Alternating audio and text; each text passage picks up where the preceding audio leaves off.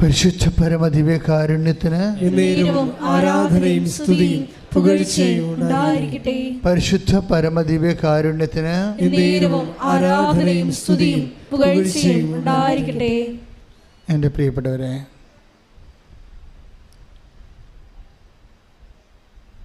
ഉടമ്പടി എന്ന് പറയുന്നത് ഭൗതികമായ ഭാഷയിൽ പറഞ്ഞാൽ സീറോ ക്യാപിറ്റലിൽ വർക്ക് ചെയ്യുന്ന ഒരു പദ്ധതിയാണ്. നമുക്കൊരു ബിസിനസ് ചെയ്യണമെങ്കിലും ജോലി വേണമെങ്കിലും നമ്മുടെ കയ്യിൽ ഭൗതികമായ ആസ്തികളുണ്ടാകണം. ഉടമ്പടി പ്രകാരം നമ്മൾ ദൈവത്തിൻ്റെ ആസ്തികളിലെ, ചിലപ്പോൾ ദൈവത്തിൻ്റെ ആസ്തികളിൽ മാത്രം ആശ്രയിച്ചും ഉടമ്പടി നമുക്ക് വിജയിപ്പിച്ചെടുക്കാൻ പറ്റും. ഞാൻ ഇങ്ങനെ ആമുഖമായിട്ട് എന്താ ഇങ്ങനെ പറഞ്ഞതെന്ന് വെച്ച് കഴിഞ്ഞാൽ, നിങ്ങൾ ആവലാതിപ്പെടേണ്ട ഒരു കാര്യമില്ല. നമ്മുടെ കൗണ്ടർ പാർട്ട്, നമ്മൾ ഇൻറ്ററാക്ട് ചെയ്യുന്ന വ്യക്തി ദൈവമായതുകൊണ്ട് ദൈവത്തിൻ്റെ കപ്പാസിറ്റിയിലാണ് നമ്മൾ ഉടമ്പടി ആശ്രയിക്കുന്നത്. അപ്പോൾ ദൈവത്തിൻ്റെ കപ്പാസിറ്റിയിൽ നമ്മൾ ഡ്രോ ചെയ്യണമെന്നുണ്ടെങ്കിൽ നമുക്ക് വളരെ ട്രഡീഷണൽ ആയിട്ടുള്ള കുറച്ച് കാര്യങ്ങൾ ആണ് വേണ്ടത്. ട്രഡീഷണലായിട്ട് ദൈവമായിട്ട് ഇൻട്രാക്ട് ചെയ്യാനായിട്ടുള്ള കാര്യങ്ങളിലൊന്ന് വിശ്വസ്തതയാണ്. ദൈവം ഓർക്കുന്നത് വിശ്വസ്തതയാണ്. അപ്പം നിസ്സാര കാര്യമല്ല വിശ്വസ്തത എന്ന് പറയുന്നത്. ഇപ്പം പ്രവാചകന്മാരുടെയൊക്കെ പ്രാർത്ഥന പരിശോധിച്ചാൽ പ്രവാചകന്മാർ ദൈവത്തോട് പറയാൻ തന്നെ, എൻ്റെ പൂർവ്വകാലങ്ങളിലുള്ള അങ്ങയോടുള്ള വിശ്വസ്തത അങ്ങ് ഓർക്കണമേ. അത് വല്ലാത്ത പ്രാർത്ഥനയാണ്. ഒരു പ്രാർത്ഥന ദൈവം സ്വീകരിക്കണമെങ്കിൽ അതിൻ്റെ ബേസ്മെൻറ്റിൽ വിശ്വസ്തത, എൻ്റെ വിശ്വാസത്തെ ഓർക്കണമേ എന്നല്ല പ്രാർത്ഥിക്കണത്. നമുക്ക് വചനം എടുക്കാം. ശ്രുതികടെ ഹല്ലേലൂയ.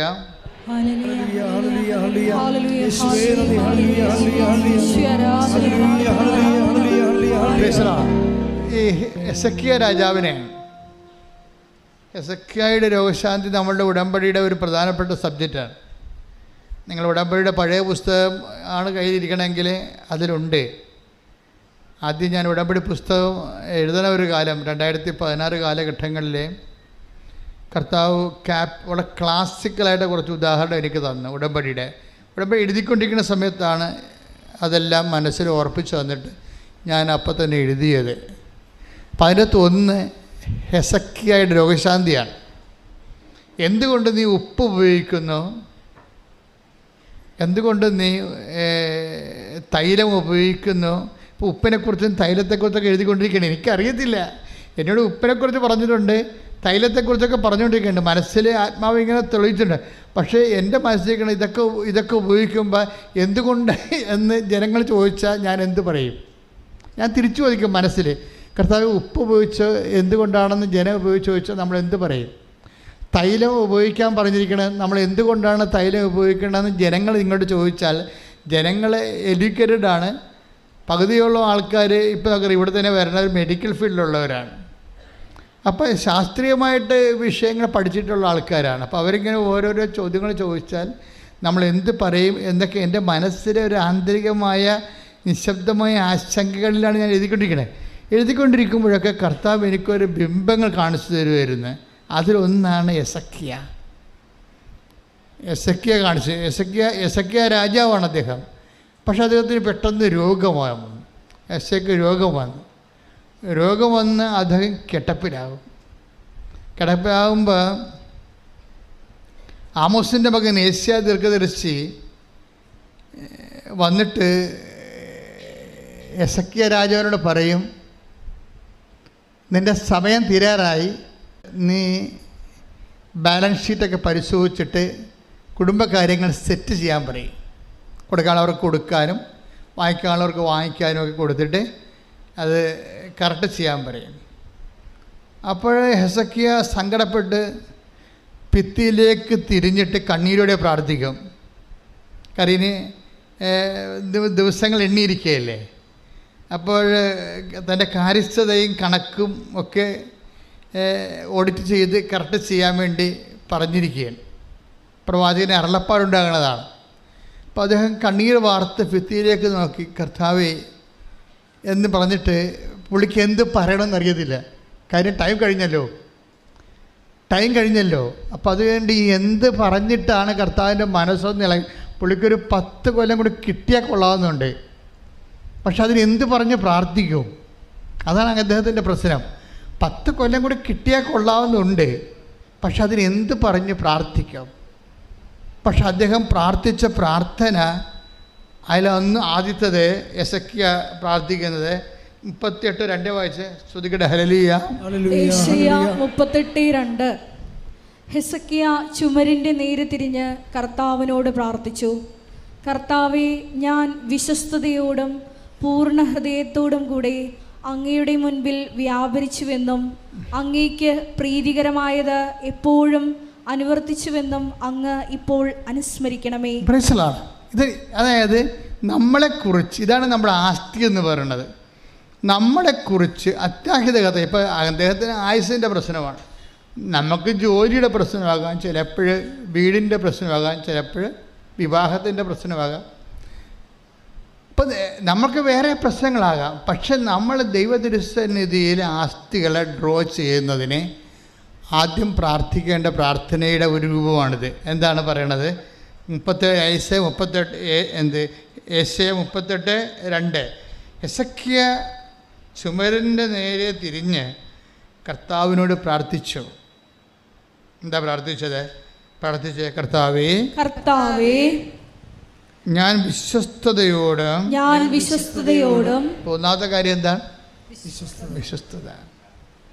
രണ്ടാമത്തെ കാര്യം വിശ്വസ്തയോടും അതുപോലെ തന്നെ പൂർണ്ണ ഹൃദയത്തോടും കൂടെ.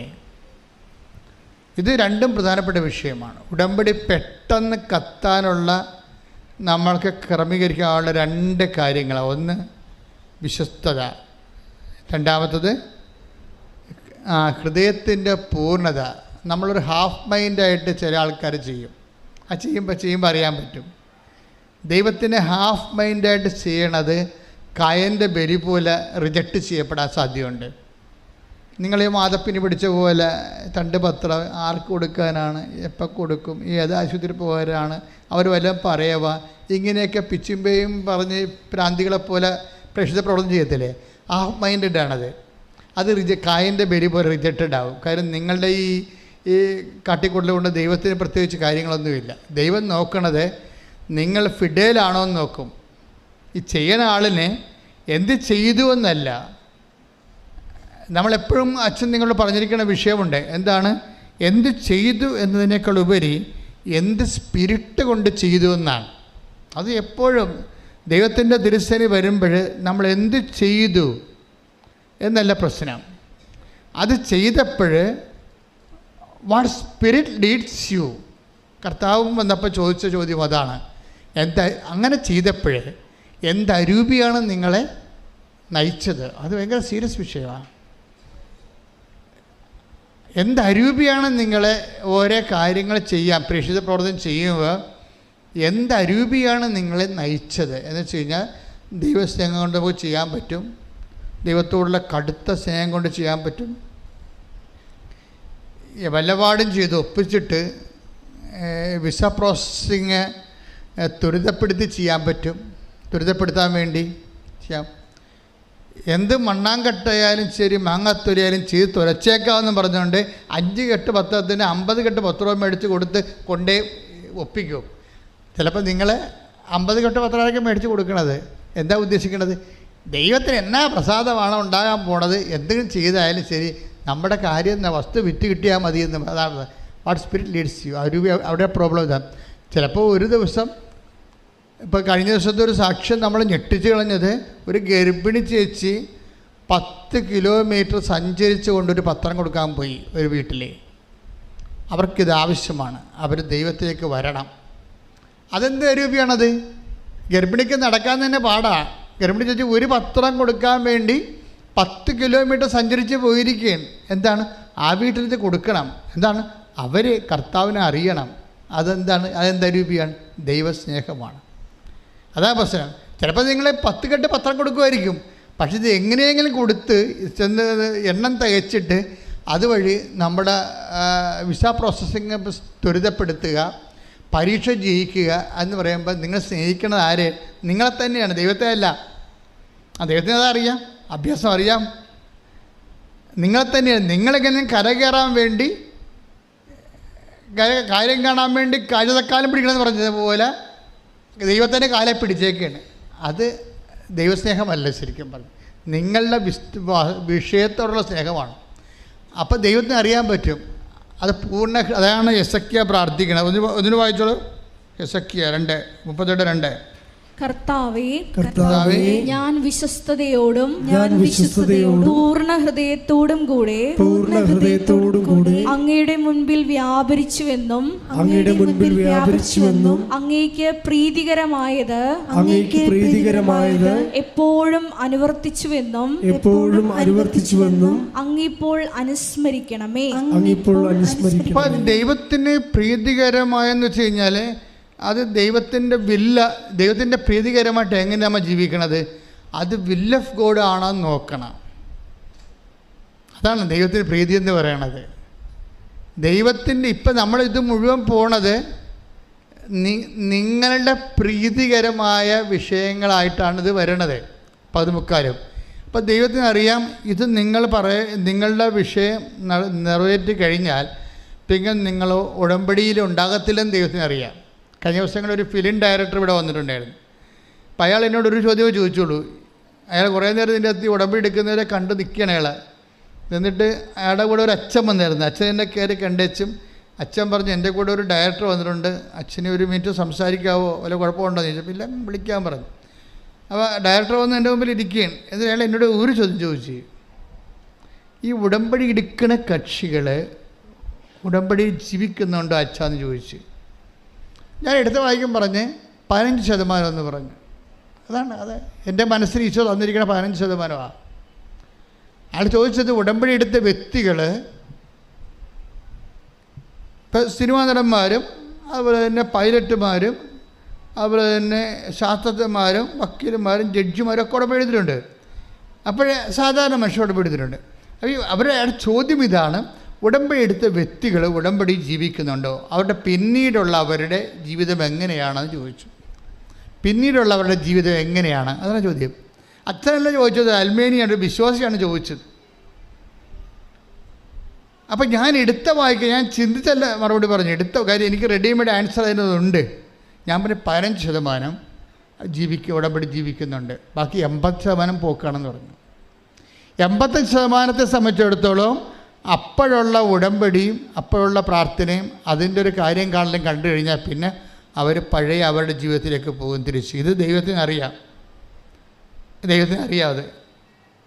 അതുകൊണ്ട് പക്ഷേ നിങ്ങളുടെ കണ്ണീരും കരച്ചിലും കണ്ടുമ്പോൾ ജീവിച്ച് പോട്ടോ എന്ന് വിചാരിച്ചുകൊണ്ട് ദൈവം അത് ചെയ്തു തരണമെന്നേ ഉള്ളൂ. പക്ഷെ നാളെ കാര്യങ്ങളൊരു പ്രശ്നം ഉണ്ടായാൽ നിങ്ങൾക്ക് പ്രാർത്ഥിക്കാൻ പറ്റത്തില്ല. എന്താ കാര്യം? പ്രാർത്ഥിക്കണമെങ്കിൽ ഇങ്ങനെ പ്രാർത്ഥിക്കാൻ പറ്റത്തുള്ളൂ. നമ്മൾ ഭൂതകാലത്തെ നമ്മൾ അഡ്രസ്സ് ചെയ്തുകൊണ്ട് ദൈവത്തോട് പ്രാർത്ഥിക്കാൻ പറ്റത്തുള്ളൂ. ഭൂതകാലത്തെ അഡ്രസ്സ് ചെയ്തുകൊണ്ട്, അതാണ് ആസ്തി എന്ന് പറയണത്. ഭൂതകാലം എന്ന് പറയുന്നത് കഴിഞ്ഞുപോയ കാലം. കഴിഞ്ഞുപോയ കാലത്തെ അഡ്രസ്സ് ചെയ്യുമ്പോൾ അത് വളരെ വളരെ ഈഡിറ്റതായിരിക്കണം. ഇപ്പോൾ യെസക്കിയ എന്താ പ്രാർത്ഥിക്കണത്? എൻ്റെ കഴിഞ്ഞുപോയ കാലം അത് വിശ്വസ്തതയുടെ കാലമായിരുന്നു. എൻ്റെ കഴിഞ്ഞുപോയ കാലം അത് പൂർണ്ണ ഹൃദയത്തോടെ അങ്ങേ സ്നേഹിച്ച കാലമായിരുന്നു. അത് നീ ഇപ്പോൾ ഓർക്കണം, വർത്തമാന കാലത്ത് ഓർക്കണം. ദൈവം വർത്തമാന കാലത്ത് ഓർക്കേണ്ടത് ഭൂതകാലത്തെ വിശ്വസ്തതയാണ്. എൻ്റെ ദൈവവേദന ഭൂതകാലത്തെ വിശ്വസ്തത, ഭൂതകാലത്തെ കഴിഞ്ഞുപോയ കാലത്തെ ദൈവസ്നേഹം, പൂർണ്ണ ഹൃദയത്തോടെയുള്ള ദൈവസ്നേഹത്തെക്കുറിച്ച് നിനക്ക് അതിൻ്റെ ഒരു ആസ്തി ഉണ്ടെങ്കിലേ ദൈവം അറ്റകൈ ചെയ്യാൻ തയ്യാറാകും. അറ്റകൈ എന്ന് വെച്ച് കഴിഞ്ഞാൽ ഇപ്പം ഞാൻ ഒരിക്കൽ ആനാറമ്പൽ പിതാവ്, എൻ്റെ പിതാവ്, ഞാനും പിതാവായിട്ട് ബിഷപ്പ് ഹൗസിൽ സംസാരിച്ചുകൊണ്ടിരിക്കുകയാണ്. ഓരോ കാര്യങ്ങൾ പറഞ്ഞുകൊണ്ടിരിക്കുന്ന സമയത്ത് കൃപാസനത്തെക്കുറിച്ച് ഡിസ്കഷനിൽ വന്നപ്പോൾ പിതാവ് പറഞ്ഞു, ഇത് അത്ഭുതങ്ങളുടെ ധ്യാനകേന്ദ്രമാണെന്നാണ് പുറത്തറിയണത്. ബിഷപ്പുമാരൊക്കെ പറഞ്ഞിട്ടുണ്ട്, എന്താണ് ആരാറുമ്പോൾ അവിടെ ഭയങ്കര അത്ഭുതമാണ് നടക്കണതെന്ന്. അപ്പം ഇത് ധ്യാനകേന്ദ്രമാണെന്ന് പിതാക്കന്മാർക്ക് അങ്ങനെ കുറച്ച് ഐഡിയ ഇല്ല. ഇത് അത്ഭുതങ്ങൾ നടക്കുന്ന സ്ഥലമാണെന്നാണ് കേരളത്തിലെ ബിഷപ്പുമാർ ഞങ്ങളുടെ ബിഷപ്പിന് കൊടുത്തിരിക്കുന്ന ഒരു നോട്ട്. ഇപ്പം എൻ്റെ ബിഷപ്പ് എന്നോട് പറഞ്ഞ് അത്ഭുതങ്ങളുടെ സ്ഥലമാണെന്നാണ് പുറത്തുള്ള റിപ്പോർട്ടെന്ന് പറയണം. അപ്പം ഞാൻ പറഞ്ഞാൽ ശരിയാണ് പിതാവെന്ന്. അത് ശരിയാണ് പിതാവ്. കാരണം ദൈവം എവിടെയുണ്ടോ അവിടെ അത്ഭുതം ഉണ്ടാവും. It is very simple. വിശ്വസ്തതയും ഭാഗികമല്ലാത്ത പൂർണ്ണമായ ഹൃദയത്തോടുകൂടി ദൈവത്തിൻ്റെ തിരുസന്നിധി. നിങ്ങൾക്കറിയാമല്ലോ, ഞാൻ ഇന്നലെ കൊച്ചത്തിൻ്റെ കൂടെ പോയി കുമ്പസാരിച്ചു. അപ്പോൾ എനിക്ക് കുറച്ച് ദിവസമായിട്ട് തോന്നിയപ്പോൾ ഒരു ദിവസം ഇങ്ങനെ വന്നപ്പോൾ എനിക്ക് തോന്നി, ഞാനങ്ങനെ രാവിലെ എഴുന്നേറ്റ് വരുമ്പോൾ ഞാനൊരു അപേക്ഷയൊക്കെ പിടിച്ച് മാതാവിൻ്റെ മുമ്പിൽ നിൽക്കണം. സ്വപ്നമാണേ, ഒരു അപേക്ഷയൊക്കെ പിടിച്ച്, നിങ്ങളുടെ അപേക്ഷയാണ്, നിങ്ങൾക്ക് വേണ്ടി ഞാനിങ്ങനെ മാതാവിൻ്റെ മുമ്പിൽ നിൽക്കണ സമയത്ത് പക്ഷെ മാതാവിൻ്റെ ഈ രൂപക്കൂട്ടി ഔസേപ്പിതാവ് ഇതേ കളറിൽ തന്നെ ഉണ്ട്. അത് ഞാൻ നേരത്തെ കണ്ടിട്ടുണ്ട്, ഞാൻ അല്ലാതെ തന്നെ പകൽ കണ്ടിട്ടുണ്ടത്. പക്ഷെ സ്വപ്നത്തിൽ വീണ്ടും വന്നു. ഔസേപ്പിതാവും മാതാവും കണ്ണടച്ച് എൻ്റെ അപേക്ഷ ഗൗനിക്കാതെ ഇങ്ങനെ ഉറങ്ങിക്കൊണ്ട് നിൽക്കണം. അപ്പോൾ രാവിലെ എഴുന്നേറ്റപ്പോൾ ഞാൻ ഡെസ്പായി. അപ്പോൾ എന്തോ കുഴപ്പമുണ്ടല്ലോ എന്ന് വിചാരിച്ചു. അപ്പോൾ ഇനി ജനങ്ങളുടെ കുഴപ്പമാണെങ്കിൽ ഞങ്ങൾക്കത് ഇവിടെ പ്രാർത്ഥിച്ച് തീർക്കാൻ പറ്റും. മധ്യസ്ഥ പ്രാർത്ഥന സ്ട്രോങ് ആക്കാൻ കഴിഞ്ഞാൽ എക്സിക്യൂട്ടീവ് വിളിച്ചു കൂട്ടി ഉടനെ മധ്യസ്ഥ പ്രാർത്ഥന സ്ട്രോങ് ആക്കാൻ പറഞ്ഞു. പിന്നെ ഞാൻ ഓർത്ത് ഇനി എൻ്റെ കുഴപ്പമില്ലാണെന്ന് വെച്ച് ഞാൻ ഉടനെ കുറച്ച് ദിവസമായി കുമ്പസാരിച്ചിട്ട് ഞാൻ പോയി കുമ്പസാരിക്കാതെ പിന്നെ കുമ്പസാരിച്ചു. അപ്പോൾ എന്താ പ്രശ്നം വെച്ച് കഴിഞ്ഞാൽ, പണ്ട് ഞാൻ അതായത് 460 രൂപയ്ക്ക് ഓട്ടോറിക്ഷയ്ക്ക് പോയി കുമ്പസാരിച്ചിട്ടുണ്ട്. 460. അന്ന് ഉടമ്പടിയൊന്നും ദൈവം തന്നിട്ടില്ല. ഒരു ഓട്ടോറിക്ഷ പിടിച്ച് ഓരോ പള്ളികളിലും നടക്കുകയാണ്. അച്ഛനില്ല അവിടെ, കുമ്പസാരിക്കാൻ വേണ്ടി നടക്കുകയാണ്. അപ്പോൾ എനിക്ക് സ്വന്തമായിട്ട് വണ്ടി ഓടിക്കണ പരിപാടി പണ്ട് പോലെ ഇല്ല. ആരെയും കൊണ്ടുപോകാനാണ് പോണത്. അപ്പോൾ അന്ന് ആരുമില്ല കൊണ്ടുപോകാൻ. അപ്പോൾ ഓരോ ഓട്ടോറിക്ഷ പിടിച്ച് എന്തിനാണ് കുമ്പസാരിക്കാൻ പോകാനാണ്. അപ്പോൾ അടുത്ത ഒരു ആശ്രമത്തിൽ ചെന്ന്, അവിടെ അച്ഛനില്ല. പിന്നെ അവിടുന്ന് വേറെ ആശ്രമത്തിൽ പോയി, അവിടെ അച്ഛനില്ല. ആശ്രമം ഉള്ള പാട്ടിൽ പോയി അച്ഛനെ കണ്ടുപിടിച്ചപ്പോൾ 460 രൂപയെ ഓട്ടോറിക്ഷ. അപ്പം ഇത് 460 രൂപയ്ക്ക് കുമ്പസാരിക്കേണ്ട വല്ല കാര്യമുണ്ട്? എന്താ, നമ്മളധികം പാപസാഹചര്യങ്ങളല്ലല്ലോ ജീവിക്കണത്, കർത്താവിൻ്റെ ജോലി തന്നെയാണല്ലോ എപ്പോഴും ചെയ്യണത്. അപ്പോൾ പക്ഷേ എങ്കിലും ഞാൻ കുമ്പസാരിക്കാൻ വേണ്ടി 460 രൂപ പിടിച്ച് ഓട്ടോറിക്ഷ പിടിച്ച് പോകുമ്പോൾ അതിനാണ് വിശ്വസ്തത എന്ന് പറയണത്. അതിനാണ് അമ്മമാല പ്രത്യക്ഷപ്പെട്ടിട്ടുണ്ടെങ്കിലേ അതിന് കാരണങ്ങളുണ്ട്. അതിൻ്റെ ഒരു കാരണമെന്ന് വെച്ച് കഴിഞ്ഞാൽ, ഇപ്പോൾ ദുരന്തമുണ്ടാകാം. ഇപ്പം ഞാൻ കഴിഞ്ഞ ദിവസം ക്ലിയറൻസോട് സംസാരിക്കുകയായിരുന്നു. ഒരു കാര്യമെന്ന് പറയണത്, ദൈവം എന്നോട് പറഞ്ഞ് അമ്മമാല പ്രത്യക്ഷപ്പെട്ടതിന് ശേഷം എന്താ പറഞ്ഞത്, ദുരന്തമുണ്ടാകാൻ പോണ് പ്രാർത്ഥിക്കണമെന്ന്. അപ്പം ഞാനത് ബുദ്ധിപൂർവ്വം എടുക്കുന്ന ആളല്ല. ഞാൻ ദൈവം എന്താ പറയണത് അത് അതുപോലെ നടപ്പിലാക്കും. എനിക്കറിയാം ഇത് അച്ഛന്മാരൊക്കെ എന്നെ കളിയാക്കും, ഇതിങ്ങർക്ക് വട്ടുപോലെ തോന്നിയതാണ്, സ്വപ്നം കണ്ടതായിരിക്കും. ഇപ്പം ഇന്നലെ കണ്ണൻ എന്നും പറഞ്ഞൊരുത്തൻ, അവൻ കത്തോലിക്കൊന്നും അല്ല കേട്ടാ, അവൻ ക്രിസ്ത്യാനിയല്ല. കണ്ണൻ്റെ സാക്ഷ്യം എന്താണെന്ന് അറിയാമോ? പണ്ട് ഞാനിവിടെ സാക്ഷ്യം പറഞ്ഞതാണ്. കണ്ണൻ മലബാറുകാരനാണ്. കണ്ണൻ പറയണത് പണ്ട് ഞാനിവിടെ സാക്ഷ്യം പറഞ്ഞതാണ്. അന്ന് ഞാൻ പറഞ്ഞത് ഉടമ്പടി ആധ്യാത്മികതയുടെ ഒരു സ്കൂളാണെന്നാണ് പറഞ്ഞത്. പക്ഷേ ഇന്ന് ഞാൻ പറയണത് അതല്ല. ഉടമ്പടി എന്ന് പറയണത് നിത്യതയുടെ താക്കോലാണെന്ന്. ശ്രദ്ധിക്കട്ടെ. ഹല്ലേലൂയ, യേശു ഹല്ലേലൂയ, ഹല്ലേലൂയ, ഹല്ലേലൂയ. യേശുവേ, നിത്യജീവനിലേക്ക് ഞങ്ങളെ നയിക്കുന്ന ഉടമ്പടി എന്ന വലിയ പദ്ധതിക്ക് നന്ദി പറയുന്നു.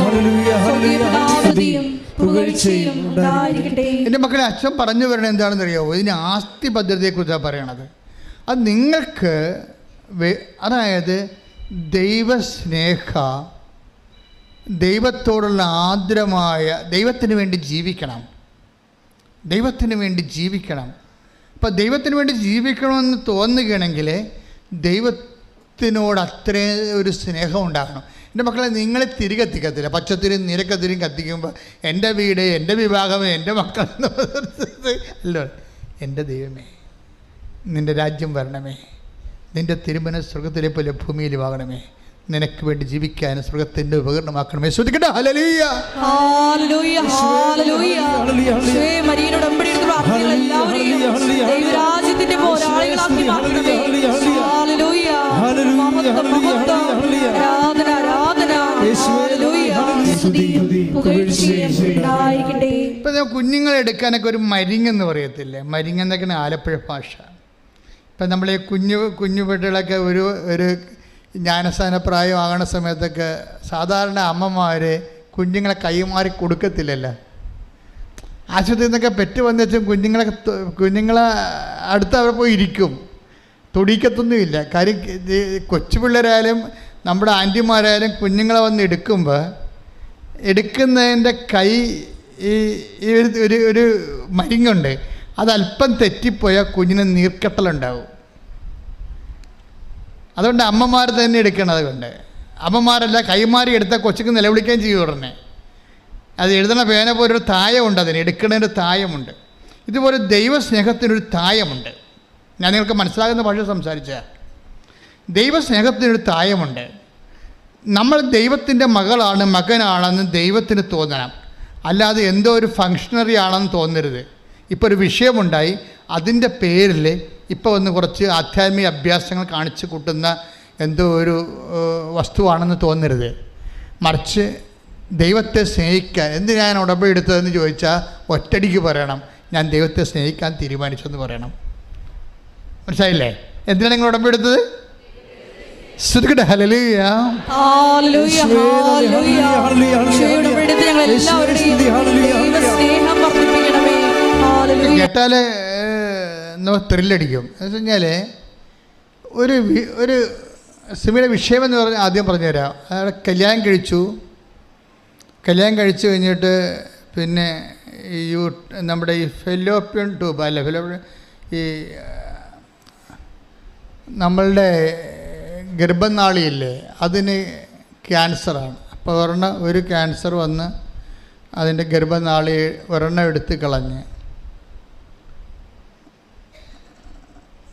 അപ്പോൾ എന്നിട്ട് അവൾക്ക് നല്ല ധൈര്യമാണ്, കുഴപ്പമൊന്നുമില്ല, അത്യാവശ്യം പ്രാർത്ഥനയൊക്കെ ഉള്ള ആളാണ്. പക്ഷെ അതിനേക്കാൾ ഉപരി ശാസ്ത്രത്തിൽ വിശ്വാസമുണ്ട് എന്നാണ് അവൾ പറഞ്ഞത്.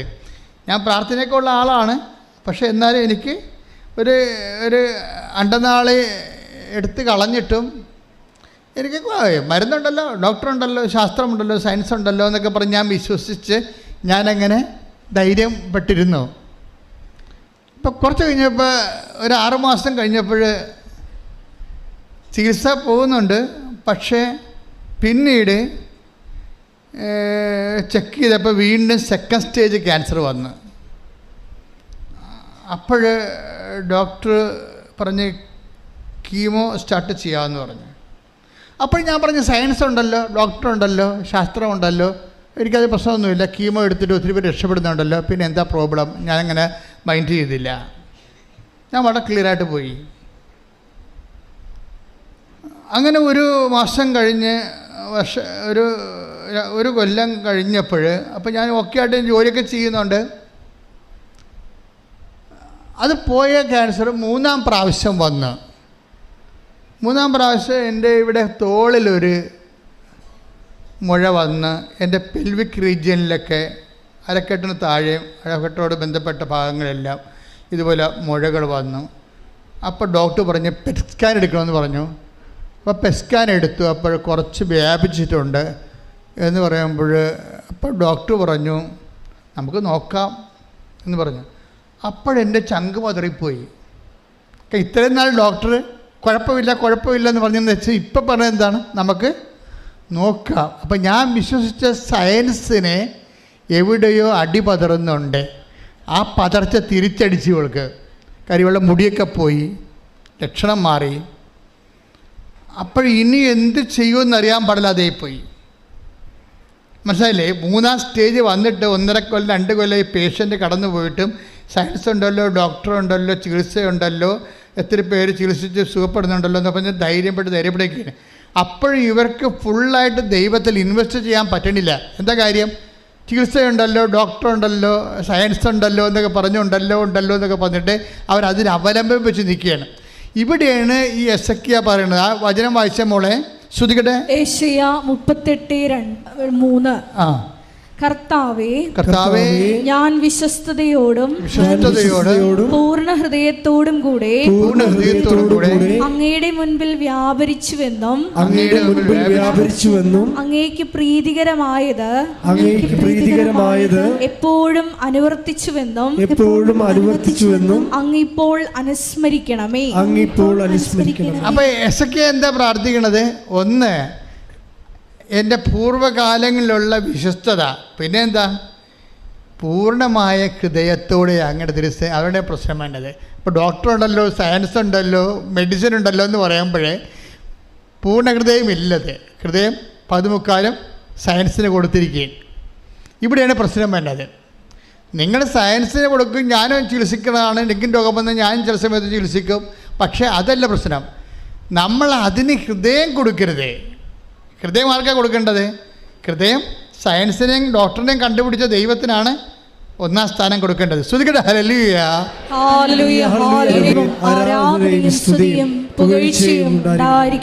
ഇടത് കൈയും വലത് കൈയും പോലെ തന്നെ പ്രാർത്ഥനയുടെ 2 കൈകളാണ്. എന്ത്? വിശ്വസ്തതയും പൂർണ്ണ ഹൃദയവും. പൂർണ്ണ ഹൃദയം എന്ന് പറയുമ്പോൾ ഇപ്പോൾ ഈ ചേച്ചി എന്നാ പറയണത്? എനിക്ക് ഡോക്ടർ ഉണ്ടല്ലോ, മരുന്നുണ്ടല്ലോ, സയൻസ് ഉണ്ടല്ലോ എന്നല്ല. അതാണ്. അപ്പോൾ ഹൃദയം പകുതിയോളം മരുന്നിലാണ് ആശ്രയിക്കുന്നത്. പിന്നെ മേമ്പൊടിക്ക് പ്രാർത്ഥനയും. അവിടെ വിഷയം തന്നെ. നിങ്ങളുടെ വിഷയത്തിൽ വെറുതെ വരുകയും നിങ്ങളെന്താ പറയണമെന്ന് വെച്ച് കഴിഞ്ഞാൽ നമുക്ക് കുഴപ്പമില്ല, വീട് വെക്കാം, ലൈഫിൻ്റെ കാശ് കിട്ടിയല്ല 4 ലക്ഷം, ബാക്കി നമുക്ക് ഇന്നാൾ ഇത്ര രൂപ തരാനുണ്ടല്ലോ അത്, പിന്നെ വീട്ടിൽ പൊന്നുണ്ടല്ലോ അത്, ഇങ്ങനെ കുറേ ആശ്രയം വെക്കും. നിങ്ങളെ ആശ്രയം വെക്കുമ്പോൾ സ്വാഭാവികമായി പ്രാർത്ഥനയുടെ ബലക്ഷയം ഉണ്ടാകും. പ്രാർത്ഥനയുടെ ബലക്ഷയാണ്. കാര്യം ദൈവത്തിൽ ആശ്രയിക്കുമ്പോൾ എപ്പോഴും നമ്മൾ ശ്രദ്ധിക്കേണ്ടതാണ് ഫുള്ളായിട്ടുള്ള കർത്താവ് ഇന്ന കാര്യങ്ങളൊക്കെ ഉണ്ട്, അതൊന്നും ഞാൻ കാര്യമാക്കുന്നില്ല. ഞാൻ കാര്യമാക്കുന്നത് ബേസിക്കായിട്ട് നീ എൻ്റെ കൂടെ ഉണ്ട് എന്നുള്ളതിനാണ്. കൈയടിച്ച് കർത്താവ്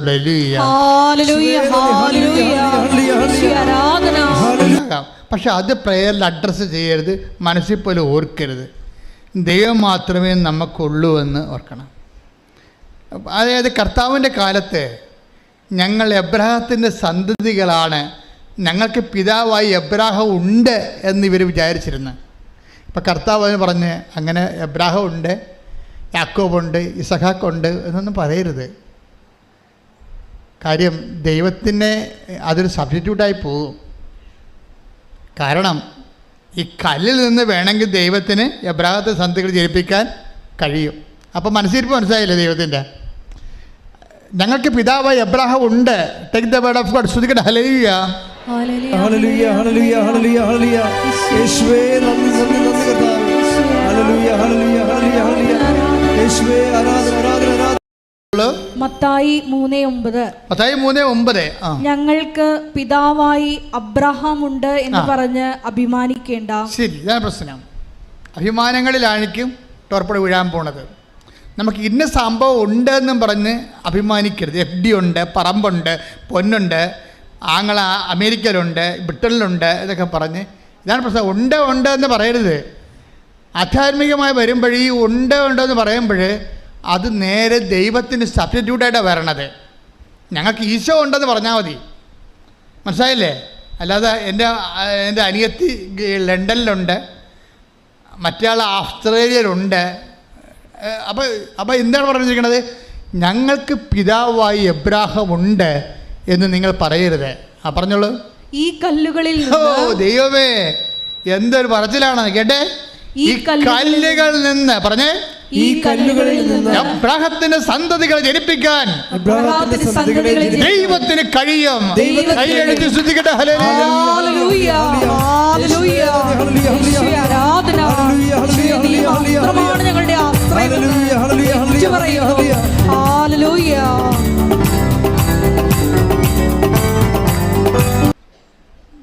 വന്ന് നോക്കും. നമുക്ക് കണ്ണ് ബോധം ഉണ്ടോ ഇല്ലെന്ന് നോക്കും. ബോധം ഇല്ലെങ്കിൽ അവർ സ്കൂട്ടാകും. നമ്മളറിയത്തില്ലല്ലേ, നമ്മൾ വന്നതും അറിയത്തില്ല. ആശുപത്രിയിലൊക്കെ ചെല്ലുമ്പോഴേ ബോധമില്ലെങ്കിലേ നമുക്കൊരു ചെറിയ ഇച്ഛാഭംഗമാണ്. ഞാൻ ഇത്രയും കഷ്ടപ്പെട്ട് വണ്ടിയും പിടിച്ച് വന്നിട്ട് ഈ സാധനത്തിന് ബോധമില്ലല്ലോ, ഞാൻ വന്നത് പോലും അറിയത്തില്ലല്ലോ. ബോധം വരുമ്പോൾ പറഞ്ഞേക്കണേ ഞാൻ വന്നെന്ന്. ഇല്ലേ? അടുത്ത് നിൽക്കണ ബൈസാനോട് പറയവേ, ഇച്ചായന് ബോധം വരുമ്പോൾ പറഞ്ഞേക്കണേ, ഞാൻ വന്നെന്ന് പറഞ്ഞേക്കണേ. ഇപ്പം ഞാൻ വരണമെന്ന് വന്നു എന്നുള്ളതിന് ഇയാൾക്ക് എന്താ വേണ്ടത്? ബോധം വേണം.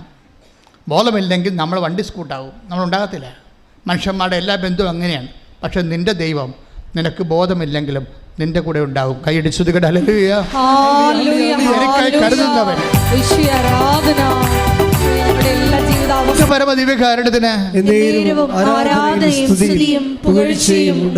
നമുക്ക് ബോധമില്ലെങ്കിലും നമ്മുടെ ദൈവം നമ്മുടെ കൂടെ ഉണ്ടാകും. കഴിഞ്ഞ ദിവസങ്ങൾ ഇങ്ങനൊരു സാക്ഷ്യം ഉണ്ടായി. അത് മെജോ എന്ന് പറയും, നല്ല സാക്ഷ്യമാണ്. മെജോ ഒരു വീട് വാങ്ങിക്കാൻ വേണ്ടി ബോംബെ പോയി. അപ്പോൾ 2ാം നിലയിൽ നിന്ന് മെജോ ആ വീട് കണ്ടുകൊണ്ടിരിക്കുന്ന സമയത്ത് തലചുറ്റി 2ാം നിലയിൽ നിന്ന് ആൾ താഴെ പോയി. താഴെ വീണിട്ട് കണ്ണ് തെറിച്ചു പോയി, കൈ ഊരിപ്പോയി, വലതുവശം മൊത്തം തളർന്നു പോയി, മുട്ട 8ആയി പൊട്ടി, കാലും കൈയുമൊക്കെ ഒടിഞ്ഞ്, തല കുടുങ്ങി, ഒരു ചോരക്കട്ടയായിട്ട് ആശുപത്രി ചെല്ലുമ്പോൾ ശവമാണെന്നും പറഞ്ഞുകൊണ്ട് അവർ ഒരകൃതം പിടിച്ച് കട്ടിലിട്ട് മാറ്റി. കാര്യം ഡെഡ് ബോഡിയാണല്ലോ വന്നിരിക്കുന്നത്. കുറച്ച് കഴിഞ്ഞപ്പോൾ പൾസ് വന്ന്, അപ്പോൾ ഉടനെ ഇവരെ വെൻറ്റിലേറ്ററിലേക്ക് മാറ്റി. വെൻറ്റിലേറ്ററിലേക്ക് മാറ്റി പരിശോധിച്ച് അകത്തിന് എന്തുമാത്രം കുഴപ്പമുണ്ടെന്ന് അറിയത്തില്ലല്ലോ, പുറത്തിത്തരം കുഴപ്പങ്ങളുണ്ട്. അപ്പോൾ ആൾ മരിച്ചതിന് തുല്യമാണ്. പക്ഷേ ഇതെല്ലാം കണക്ക് കൂട്ടി തല പൊട്ടിയതും കൈ ഒടിഞ്ഞതും മുട്ട് ചെട്ട തെറിച്ചതും അതുപോലെ തന്നെ കണ്ണ് തെറിച്ച് പോയതും മുകളിൽ നിന്ന് വീഴുകയല്ലേ പടഞ്ഞ്, ഇതെല്ലാം ഡോക്ടർ കണക്ക് കൂട്ടിയിട്ട് 24 ലക്ഷം രൂപയുടെ ബില്ല് വന്നു. ഇയാളെ തൊടണമെങ്കിൽ 24 ലക്ഷം രൂപ വേണം. അപ്പോൾ ഞങ്ങൾക്ക് ബോധമില്ല, ഡെഡ് ബോഡി ആയിട്ടിരിക്കുകയല്ലേ.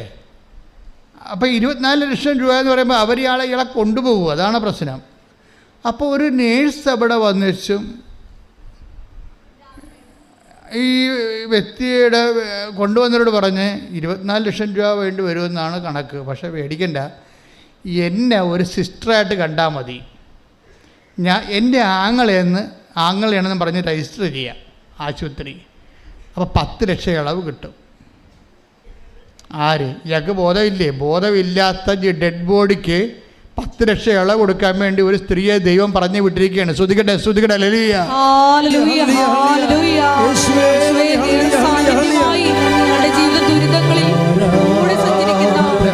സ്നേഹത്തിന് നന്ദി പറയുന്നു.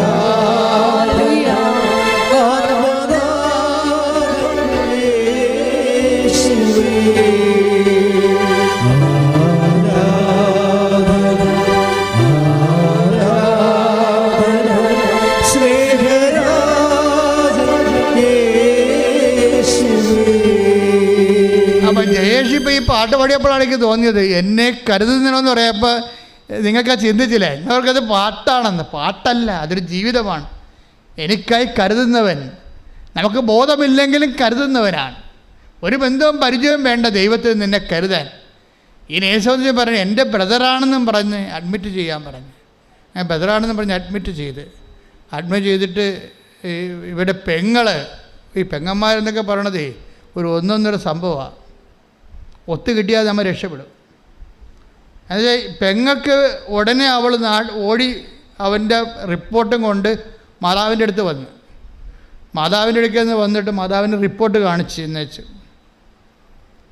അമ്മ പോകണം, അമ്മ പോകാതെ വേറൊരു മാർഗ്ഗമില്ലെന്ന് പറഞ്ഞു. എന്നെ കണ്ടില്ലെന്നൊന്നും അറിയത്തില്ല, അങ്ങനെയൊന്നും സാക്ഷ്യത്തിൽ പറയണില്ല. റിപ്പോർട്ട് മാതാവിൻ്റെ അടുത്ത് കൊണ്ടുവന്നെന്ന് പറയുന്നുണ്ട്. അവൾ കാണിച്ചതാണോ സാധാരണ ഞാനാണ് കൊണ്ടുവന്ന് റിപ്പോർട്ട് കാണിക്കണം മാതാവിൻ്റെ അടുത്ത്. അപ്പം എന്നെ ഈ ഉടമ്പടി തുടങ്ങിയ കാലത്ത് എന്നോട് പറഞ്ഞത് അങ്ങനെ അക്യൂട്ട് കേസൊക്കെ നേരിട്ട് കൊണ്ടുവന്ന് ആൾക്കാരെ കയറാൻ പണ്ട് ആൾക്കാർ കയറുമായിരുന്നു. അപ്പോൾ പുതിയ ആൾത്താർ ഡിസൈൻ ചെയ്ത് കഴിഞ്ഞപ്പോൾ ആൾത്താര അകത്ത് പണ്ട് കയറുന്നവർ ഒരു ഭവ്യതയും ഭക്തിയും ഇല്ലാതെയാണ് വഴിയെ പോകുന്നവരെല്ലാം അകത്ത് കയറുമായിരുന്നു, ഈ ആൾത്താരെ കയറുമായിരുന്നു. അപ്പോൾ അത് ഭയങ്കര സങ്കടകരമായൊരവസ്ഥയായിരുന്നത്. അപ്പോൾ പുതിയ ആൾത്താര ഡിസൈൻ ചെയ്തപ്പോൾ ആ ഉടമ്പടി എടുക്കുന്ന ആൾക്കാർ മാത്രമേ ഇപ്പോൾ ആൾത്താരെ കയറത്തുള്ളൂ. പക്ഷേ ഞാൻ എന്ത് ചെയ്യും, ഞാൻ ജനങ്ങളുടെ ഏറ്റവും മോശമായിട്ടുള്ള കണ്ടീഷനുള്ള കാര്യങ്ങളെല്ലാം മൊത്തം രേഖ കൊണ്ടുവന്ന് അമ്മയെടുത്ത് കൊടുക്കും. അതെനിക്ക് അന്ന് അമ്മ തന്നൊരു നോട്ടാണ്, കൊണ്ടുവന്ന് കൊടുക്കാമെന്ന് പറഞ്ഞു. അപ്പോൾ ഞാൻ ഇപ്പോഴും ചെയ്യുന്നുണ്ടത്. അപ്പോൾ അങ്ങനെ എന്തോ അവർ കാണിച്ചതോ ഞാൻ കൊണ്ടുവന്ന് കൊടുത്തോ എന്തോ റിപ്പോർട്ട് അമ്മയെ കാണിച്ച് രാത്രി ആശുപത്രിയിൽ ഒരു സംഭവം നടന്നു. ഈ ബോധമില്ലാത്ത രക്തത്തട്ട് കിടക്കുന്ന ആളിൻ്റെ. അപ്പോൾ ചികിത്സ തുടങ്ങിയിട്ടില്ല, ഡയഗ്നോസിസ് ആയിട്ടില്ല. എന്താ ചെയ്യേണ്ടതെന്ന് ഡോക്ടർമാർക്കൊരു ഐഡിയ വരുന്നേ ഉള്ളൂ. അന്ന് ഒരച്ഛൻ, ഞാനാണെന്ന് പറഞ്ഞിട്ടില്ല, ഒരച്ഛൻ ഈ ഡെഡ് ബോഡിയുടെ അടുത്ത് പോയി കിടക്കുന്ന വ്യക്തി എടുത്ത് രാത്രി വരും. സ്വപ്നമാണ്, അയാളുടെ സ്വപ്നമാണ്, ഈ മരവിച്ച് കിടക്കുന്ന ആളിൻ്റെ സ്വപ്നമാണ്. ഒരച്ഛൻ വന്നിട്ടും പറയും, നിൻ്റെ രോഗം തീർന്നിരിക്കുകയാണ്, നിനക്കിപ്പോൾ ബോധം വരുമെന്ന് പറയും. ഉടനെ ആ മനുഷ്യന് രാവിലെ ബോധം വരും. അപ്പോൾ എന്താ പ്രശ്നം വെച്ച് കഴിഞ്ഞാൽ ഈ ബെജോയുടെ സാക്ഷ്യം, ഈ ബോധം വന്ന് കഴിയുമ്പോൾ ഇയാൾ എഴുന്നേൽക്കുമ്പോഴാണ് കാര്യങ്ങൾ മനസ്സിലാകണത്. ഇങ്ങനെ അകപ്പെട്ടൊന്നും ഇത്രയും ഇഞ്ചുറീസ് ഉണ്ടെന്നും തൻ്റെ പാർട്സുകൾ പലതും ഇല്ലെന്നും ഒക്കെ മനസ്സിലായതും പലരും ചിതറിപ്പോയെന്നും ട്രീറ്റ്മെൻറ്റ് തുടങ്ങാൻ പോകണമെന്നൊക്കെ മനസ്സിലായി ബോധം വരും. ബോധം വരുമ്പോൾ ആ കിട്ടിയ ബോധത്തിന് അയാളുടെ ഇൻഷുറൻസിൻ്റെ ഡേറ്റും കാര്യങ്ങളെല്ലാം അയാൾ കുറിച്ച് ഡോക്ടറിന് കൊടുക്കും. പിന്നെ വന്ന ഡോക്ടറിന് അയാളുടെ ഇൻഷുറൻസ്, കാരണം ഇയാൾക്ക് മെഡിക്കൽ ഇൻഷുറൻസ് ഉള്ള ആളാണ്, ഞാൻ സ്വന്തമായിട്ട് എടുത്തിട്ടുള്ള ആളാണ്, അതിൽ നിന്നൊരു 8 ലക്ഷം രൂപ. അപ്പോൾ ഡോക്ടർ വാവിളിച്ചു പോകും. എന്ന് വെച്ച് കഴിഞ്ഞാൽ ഇയാൾ പറയുന്ന ഒരു ഓർമ്മയിൽ പറയണതല്ലേ, ഈ ഓർമ്മയിൽ പറയണ കാര്യങ്ങളുടെ ചെല്ലുമ്പോൾ ഇൻഷുറൻസ് കമ്പനി പോയി അന്വേഷിക്കണ്ടേ. അപ്പോൾ ഡോക്ടർ അന്വേഷിച്ചപ്പോൾ കറക്റ്റാണ്, ഈ 8 ലക്ഷം രൂപയുടെ ഉണ്ട്. അപ്പോൾ 10 വട്ടം 18 ലക്ഷം രൂപ കിട്ടി. നോക്കിയേ, അതായത് നിന്നെ കരുതുന്ന കർത്താവ് നിന്നെ എങ്ങനെയാണ് കൊണ്ടുപോകും. അപ്പം നിങ്ങൾ ചോദിക്കും, ഇങ്ങനെ കർത്താവ് കരുതിയിട്ട് പിന്നെ എന്തായാലും പെടസ്ഥലത്ത് താഴെ വീഴണമെന്ന്. താഴെ ഞാനും വീഴും, നിങ്ങളും വീഴും. കാര്യം എന്താണെന്ന് വെച്ചാൽ നമ്മളൊരു കാര്യം ചെയ്യുമ്പോൾ വീടെടുക്കാൻ പോയാലും കാറെടുക്കാൻ പോയാലും അത് നമുക്ക് ആൾ കളിക്കാനാണോ മറ്റുള്ള മുമ്പിൽ നമ്മൾ വലിയ സ്ഥലത്തെ പ്രധാന ദിവ്യനാണെന്ന് നാട്ടുകാരുടെ അടിച്ചേൽപ്പിക്കാനാണോ ലോകാരൂപിയാണോ ദൈവത്തിന് മഹത്വം ഉണ്ടാകുമോ? വില്ല് ഓഫ് ഗോഡ് നോക്കണതിന്. അതാണ് വില്ല് ഓഫ് ഗോഡ് നോക്കണത്. വില്ല് ഓഫ് ഗോഡ് നോക്കത്തില്ല. നോക്കണത് എന്താ?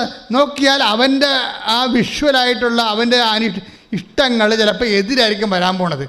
എതിരായിരിക്കും വരാൻ പോകണമെന്നുണ്ടെങ്കിൽ അത് നമ്മൾ ഉപേക്ഷിക്കേണ്ടി വരും. ഇവർ ഉപേക്ഷിക്കാൻ തയ്യാറല്ല.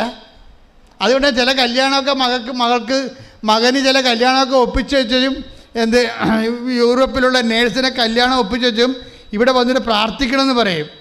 അപ്പോൾ പ്രാർത്ഥിച്ചിട്ട് അങ്ങനെ ഓരോ കാര്യങ്ങളൊക്കെ അവിടെയും പറയും ഇവരുടെയും പറയും ഒക്കെ പറഞ്ഞിട്ടും, പക്ഷെ അവർ ഉദ്ദേശിക്കണത് ഞാൻ മെസ്സേജ് എടുക്കണമെന്ന് അവർക്ക് പറയത്തില്ല. അവർ വേറെ പല കാര്യങ്ങളൊക്കെ ആട് പ്രസവിക്കണതിനും പശു പ്രസവിക്കണതിനും പണ്ട് മെസ്സേജ് എടുത്ത പാർട്ടിയാണ്.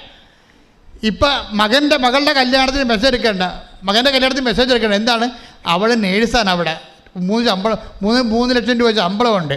അപ്പോൾ 3 ലക്ഷം രൂപ ശമ്പളം ഉള്ളത് കൊണ്ട് അതിന് മെസ്സേജ് വേണ്ട. ദൈവം എങ്ങാനും കയറി വട്ടം ചവിട്ടിയാൽ എന്ത് ചെയ്യും?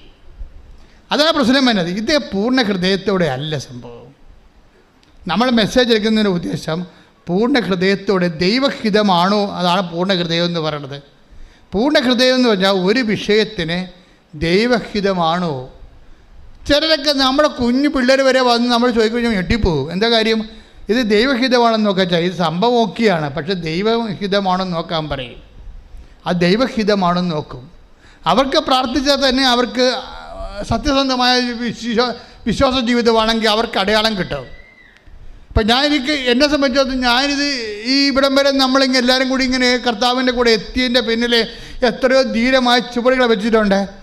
അതിൻ്റെ മനസ്സിൽ ഇവിടെ കൊണ്ടുവന്ന് കൃപാസനം സ്ഥാപിക്കണമെന്നും അതുപോലെ തന്നെ അഖണ്ഡ ജപമാനം 1000 മണി ജപമാനം ചൊല്ലണമെന്നും ഇങ്ങനെയൊക്കെ എനിക്ക് കിട്ടിയ ആ വിഷയത്തിൽ ദൈവഹിതമാണെന്ന് ആന്തരികമായ ബോധ്യം കിട്ടിയത് കൊണ്ട് ഞാനൊക്കെ ചെയ്ത് അങ്ങനെ പോവുകയാണ് ചെയ്തത്.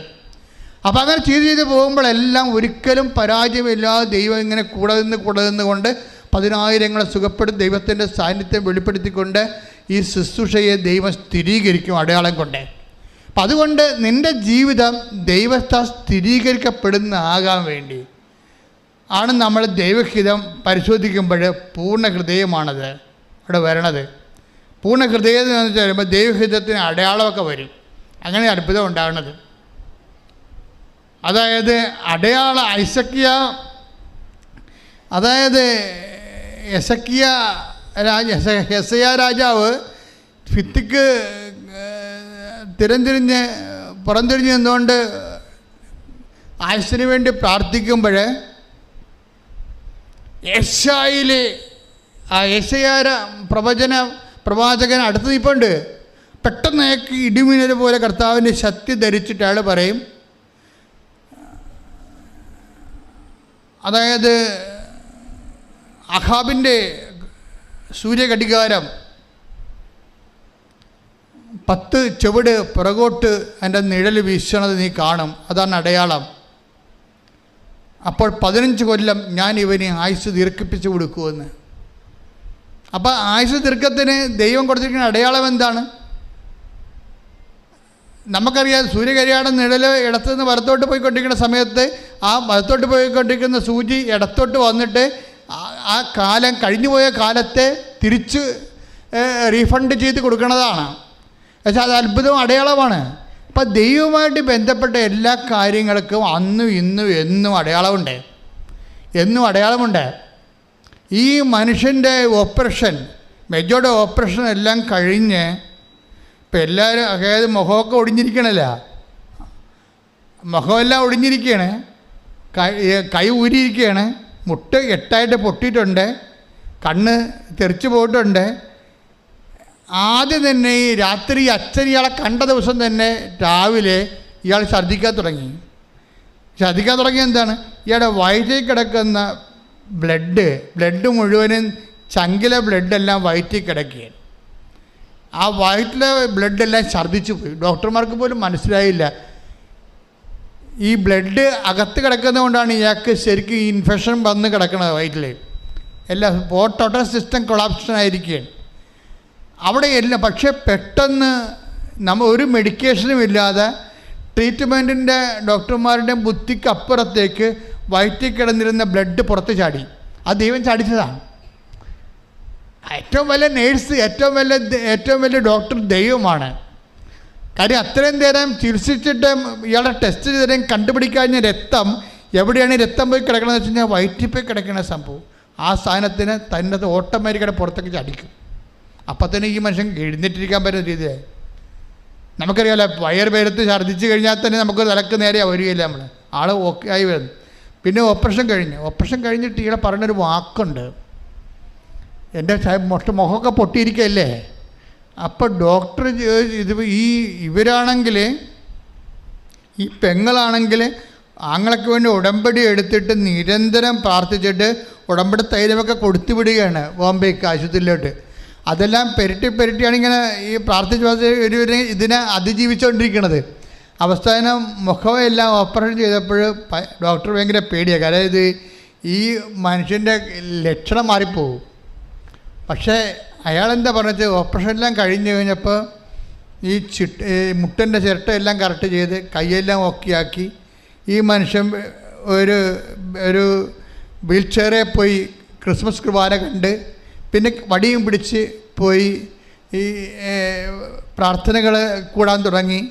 പിന്നെ നടക്കാൻ തുടങ്ങിയപ്പോൾ കണ്ണാടി നോക്കിയപ്പോൾ പറയണേ, എൻ്റെ പഴയ മുഖത്തേക്ക് ഞാൻ സുന്ദരനായിരിക്കണമെന്ന്. അപ്പോൾ ഡോക്ടർ ചോദിച്ചു, നിങ്ങൾ ഏത് ദൈവത്തിനെയാണ് വിളിക്കണമെന്ന് ചോദിച്ചു. പിന്നെ ഇയാളെ മുഴുവനും ഇവിടെ നാട്ടിൽ കണ്ണൂർ വന്നതിന് ശേഷം പിന്നെ കൃപാസനത്തിൽ വന്നും പോയി നിൽക്കുക. അപ്പോൾ ആൾക്കാർ ചോദിക്കും, നീ എപ്പോഴും ആലപ്പുഴ ഓർഡർ ഉണ്ടല്ലോ, നിനക്ക് എന്നാ കിട്ടണതെന്ന് ചോദിക്കുമ്പോൾ പറയും, എനിക്ക് എന്നെ തന്നെ കിട്ടിയതാണെന്ന് പറയും. ആ സാക്ഷി നല്ല രസമാണ് കേൾക്കാൻ.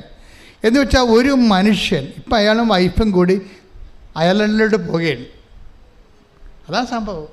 നമ്മൾ ഈ കഥ കേട്ടോണ്ടുന്ന സമയത്ത് നിങ്ങളെന്ത് വിചാരിച്ചു? അവരുടെ ജീവിതം തീർന്നെന്ന് വിചാരിച്ചു. ശവമായെന്ന് പറഞ്ഞ മനുഷ്യന് ഇപ്പോൾ ഭാര്യയും ഭർത്താവും കൂടി വിസ റെഡിയായി, രണ്ടുപേരും കൂടി ഈ ആഴ്ച അയർലൻഡിലോട്ട് പോവുകയാണ്. ദൈവത്തിന് നിന്റെ ജീവിതം പുനരുദ്ധരിച്ചെടുക്കാൻ സെക്കൻഡുകൾ മതി. ശ്രുതിക്കട്ടെ ഹല്ലേലൂയ.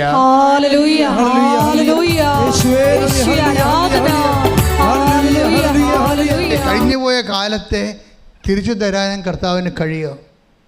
അതുകൊണ്ടാണ് അച്ഛൻ പറയണത്, ഉടമ്പടി അതിൻ്റെ സാധ്യത എന്താണെന്ന് നമുക്ക് ഇപ്പോഴും അറിയാൻ പാടില്ല. ഉടമ്പടിയുടെ സാധ്യത എന്താണെന്ന് ഇപ്പം കണ്ണൊക്കെ പറയാൻ എന്താണ്, അത് നിത്യതയുടെ താക്കോലാണെന്നൊക്കെ അവർ പറയണം. ജ്ഞാനസ്ഥാനപ്പെടാത്ത ആൾക്കാരാണ് അനുഭവത്തിൽ നിന്ന് നിത്യതയെക്കുറിച്ചൊക്കെ പറയണത്. എന്തോ ഒരു സംഭവമാണ്. പക്ഷേ ഇതിൻ്റെ അതായത് ഞാൻ എന്താ ഇപ്പം ഇങ്ങനെ പറയണമെന്ന് വെച്ച് കഴിഞ്ഞാൽ, സാക്ഷ്യങ്ങളെല്ലാം നിങ്ങൾ 1 by 1 ആയിട്ട് കേൾക്കണം. ഒരു കാലത്ത് കേൾക്കാത്ത ഉടമ്പടി അനുഭവങ്ങളാണ് നമ്മൾ ഓരോ ദിവസവും കേട്ടുകൊണ്ടിരിക്കുന്നത്. ഞാൻ നേരത്തെ പറഞ്ഞിരിക്കുന്ന മോളുടെ പേരെന്നായിരുന്നു? സിമി, തൃപ്പൂണിത്തറ. എൻ്റെ പരിപാടി 3 പ്രാവശ്യം അവർക്ക് ക്യാൻസർ വന്നു.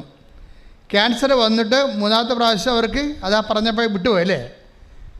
ആ സിമിയെ സംബന്ധിച്ചിടത്തോളം എന്ത് സംഭവിച്ചത്? 3ാമത്തെ ഈ പെൽവിക്കിലും അതുപോലെ തന്നെ തോളിലുമൊക്കെ മുഴയായി ക്യാൻസർ 3ാം പ്രാവശ്യം പടർന്നപ്പോൾ ഡോക്ടർ നോക്കാം എന്ന് പറഞ്ഞപ്പോൾ ഇവക്ക് ചങ്കിടിപ്പായി, ഇനി ആരും ഇല്ലല്ലോ പറയാനെന്ന്. അപ്പോൾ അവൾ കർത്താവിൻ്റെ മുമ്പിൽ കണ്ണീരിട്ടും പറയും, എനിക്ക് ജീവിക്കണം, എൻ്റെ ആയുസ് നീട്ടിത്തരണം. ഡോക്ടർ വരെ പറഞ്ഞ എന്താണ്?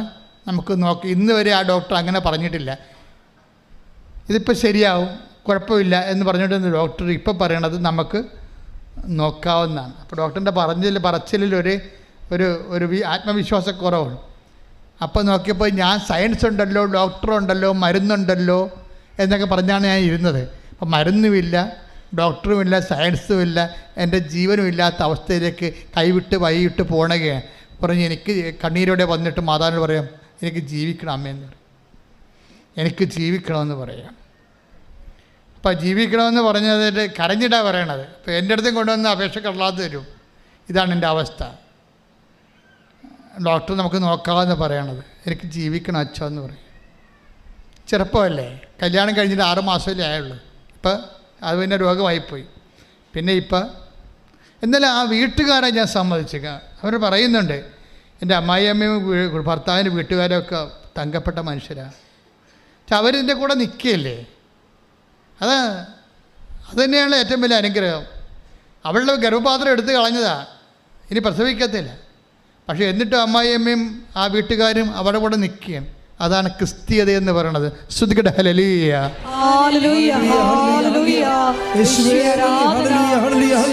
സ്നേഹത്തിന്റെ ആഴങ്ങൾ നമ്മളിലൂടെ ഞങ്ങൾക്ക് ബോധ്യപ്പെടുത്തി തരുന്നതിന് നന്ദി പറയുന്നു.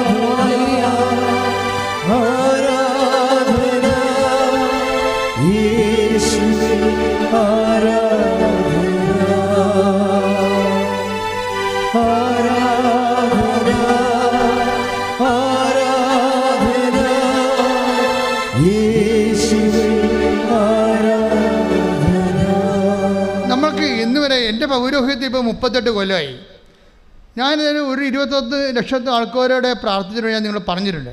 പക്ഷേ എനിക്ക് എപ്പോഴും പ്രാർത്ഥിക്കാൻ എളുപ്പം ആരാണെന്നറിയാവോ? ഞങ്ങൾ 0 ആയിപ്പോയി, ഇനി രക്ഷയില്ല, ദൈവം മാത്രമേ ഉള്ളൂ എന്ന് പറയുന്ന ഒരവസ്ഥയില്ലേ, അവർക്ക് വേണ്ടി പ്രാർത്ഥിക്കാൻ എളുപ്പമാണ്. മറ്റുള്ളവർ ഞങ്ങൾക്ക് ആരോഗ്യമുണ്ട്, ഞങ്ങൾക്ക് ചികിത്സിക്കാൻ കാശുണ്ട്, ഞങ്ങൾക്ക് സ്വന്തം വീട്ടിൽ തന്നെ സർജനുണ്ട്, ഞങ്ങൾക്ക് അന്വേഷിക്കാൻ ആളുണ്ട് എന്നൊക്കെ പറയുമ്പോൾ പിന്നെ ദൈവം ഇരിക്കട്ടെ എന്ന് പറയുന്നത് നമുക്ക് പ്രാർത്ഥിച്ചാൽ റിട്ടേൺ അടിക്കും. എന്താ കാര്യം? ദൈവം അത് അക്സെപ്റ്റ് ചെയ്യുന്നില്ല. ഇവർ മസിലും പെരുപ്പിച്ച് ദൈവത്തിൻ്റെ അടുത്ത് അഭ്യാസം കാണിക്കാൻ വന്നിരിക്കുകയല്ലേ. അഭ്യാസം കാണിക്കലല്ല ശരിക്കും പറഞ്ഞാൽ ആശ്രയിക്കുന്നു വേണ്ടത്.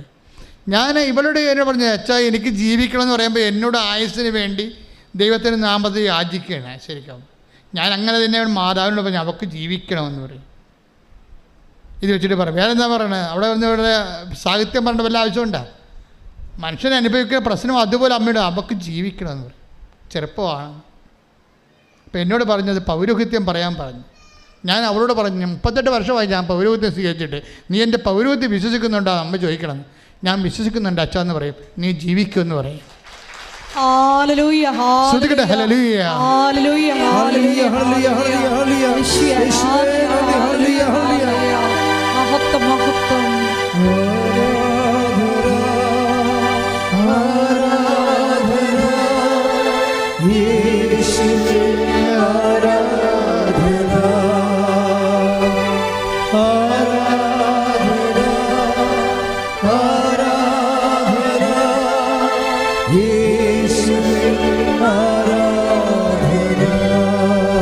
പരിശുദ്ധ പരമ ദിവ്യകാരുണ്യത്തിന് ആരാധനയും സ്തുതിയും പുകഴ്ചയും ഉണ്ടായിരിക്കട്ടെ.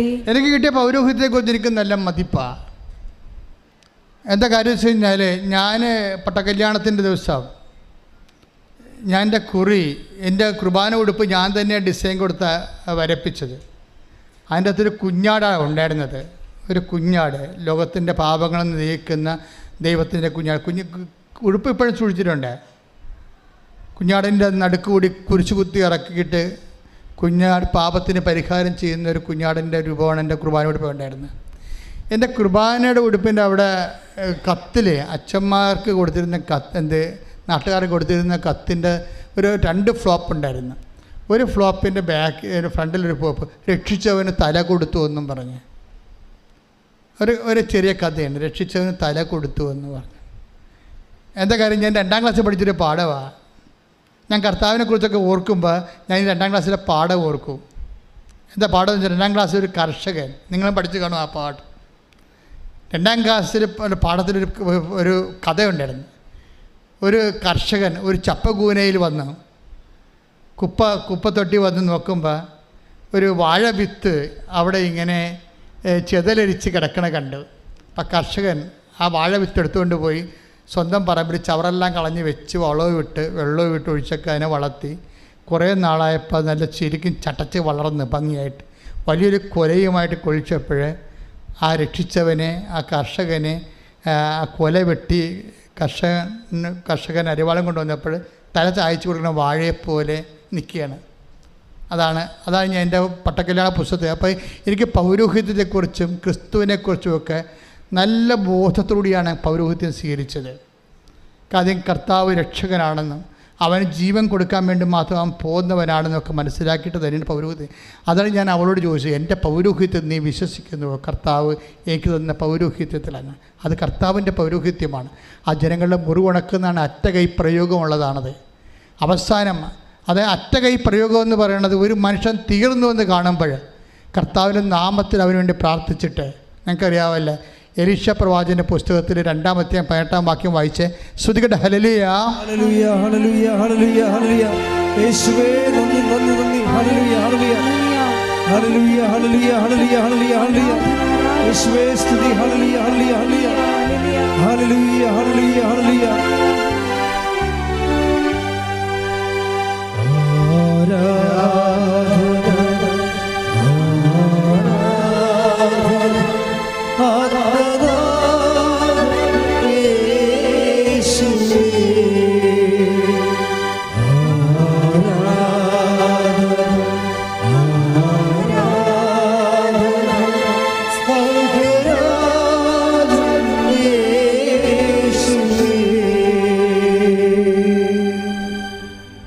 ശ്രുതിയുടെ മക്കളെ, ഹല്ലേലൂയ ഹല്ലേലൂയ ഹല്ലേലൂയ ഹല്ലേലൂയ യേശുവേ ആരാധന ആരാധന ആരാധന ആരാധന യേശുവേ നന്ദി മഹത്വം മഹത്വം മഹത്വം hallelujah hallelujah hallelujah hallelujah hallelujah യേശുവേ നന്ദി നന്ദി നന്ദി hallelujah hallelujah hallelujah hallelujah hallelujah.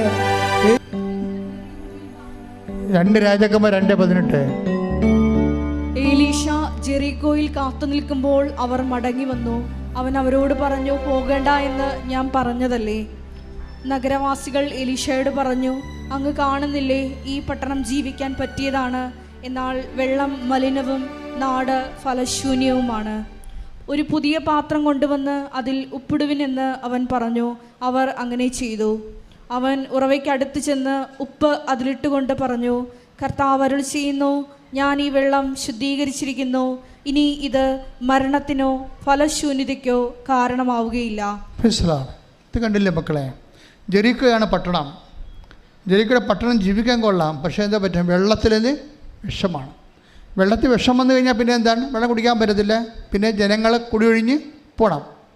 അപ്പം ജീവിക്കാൻ കൊള്ളാവുന്ന പട്ടണമാണെങ്കിലും വെള്ളമില്ലാത്ത കാരണം ജീവിക്കാൻ പറ്റാത്തൊരവസ്ഥയായി. അപ്പം എലീശ അവരോട് പറയണത് എന്താണ്?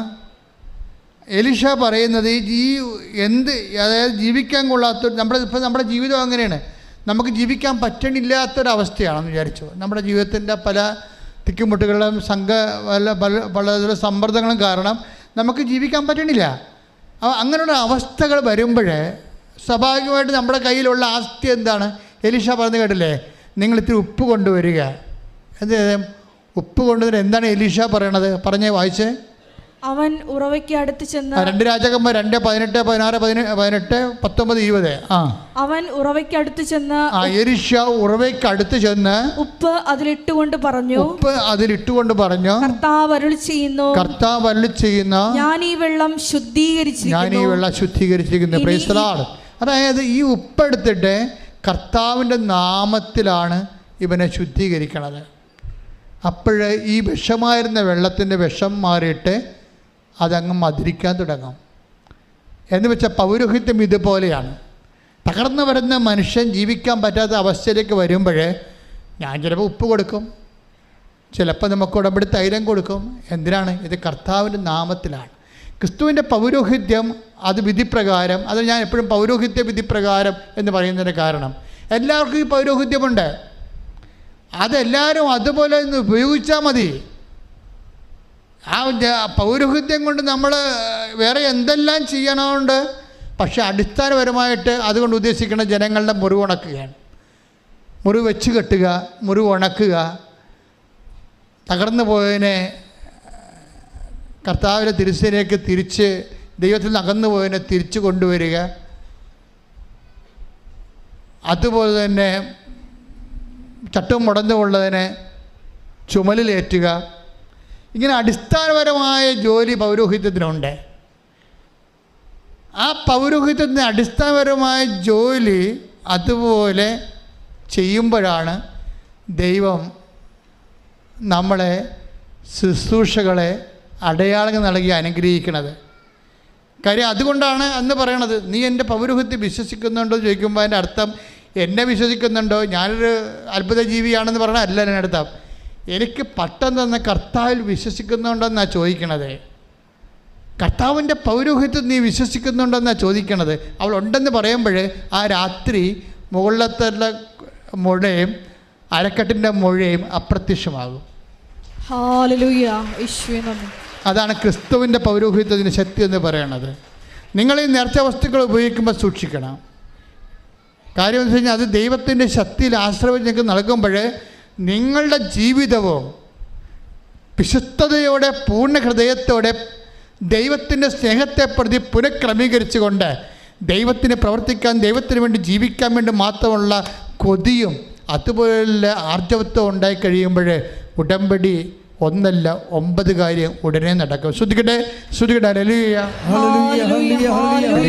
കർത്താവ് എന്നെ ഉടമ്പടി ചെയ്യിക്കാൻ വേണ്ടി ഇവിടെ വന്നപ്പോൾ സന്ദർഭവശാൽ എനിക്ക് വേണ്ടി 10 ലക്ഷം രൂപ എൻ്റെ ആങ്ങളേണെന്നും പറഞ്ഞ് രജിസ്റ്റർ ചെയ്ത നേഴ്സോട് നിൽപ്പുണ്ടായിരുന്നെന്ന്.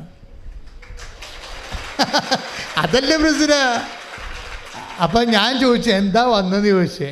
അപ്പോൾ പറഞ്ഞ് മക്കളില്ല, 10 വർഷമായെന്ന്. അപ്പം മെജോ പറഞ്ഞ് എൻ്റെ ഉടമ്പടി നേഴ്സിൻ്റെ കാര്യം കൂടി ഞാൻ എഴുതിക്കൊള്ളാം എന്ന് പറഞ്ഞ് അവർക്കിപ്പോൾ ഒരു കൊച്ചുണ്ട്. അപ്പം നിങ്ങൾ ദൈവ പൈതലാവുക. അപ്പം ദൈവം നിങ്ങൾ നയിച്ചുകൊണ്ടിരിക്കാവും. നിങ്ങൾ ദൈവ പൈതൽ, അത് തീരുമാനമെടുക്കുക. ഇപ്പം ലോകത്തിൻ്റെ പൈതലാണെങ്കിൽ ദൈവ പൈതലാകാൻ തീരുമാനമെടുക്കുക. ദൈവത്തിനെക്കുറിച്ച് ചിന്തിക്കുക, എപ്പോഴും ദൈവത്തിന് വേണ്ടി ജീവിക്കുക, ദൈവത്തിന് വേണ്ടി പ്രേക്ഷിത വേല ചെയ്യുക, ദൈവത്തിന് വേണ്ടി ജാതിയും മതവും നോക്കാതെ എല്ലാ സങ്കടക്കാരെയും ചേർത്ത് വെക്കുക. ആ ദൈവത്തിന് വേണ്ടിയാണെന്ന് ഈശോയോട് പറയുക. അങ്ങനെ ആത്മബന്ധത്തിൽ ഈശോയിൽ വളരുക.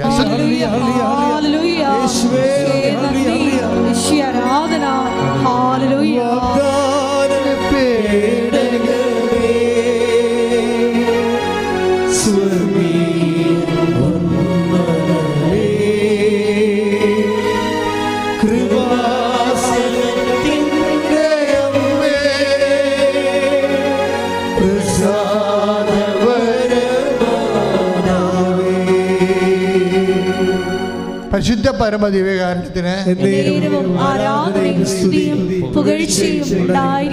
മത്തായി 3:9 നമ്മൾ വായിച്ചു. നിങ്ങൾക്ക് അവരുണ്ട്, ഇവരുണ്ട്, അതുണ്ട്, ഇതുണ്ട് ഒന്നും പറയണ്ട. ഞങ്ങൾക്ക് നമ്മുടെ ഇല്ലായ്മകൾ പറയാനാണ്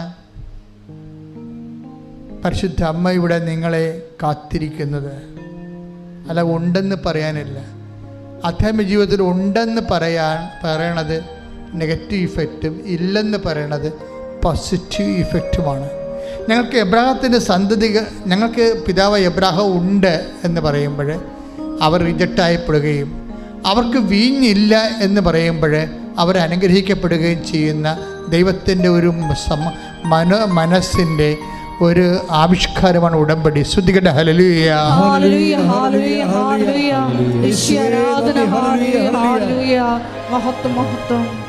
പരിശുദ്ധ പരമദിവ്യകാരുണ്യത്തിന്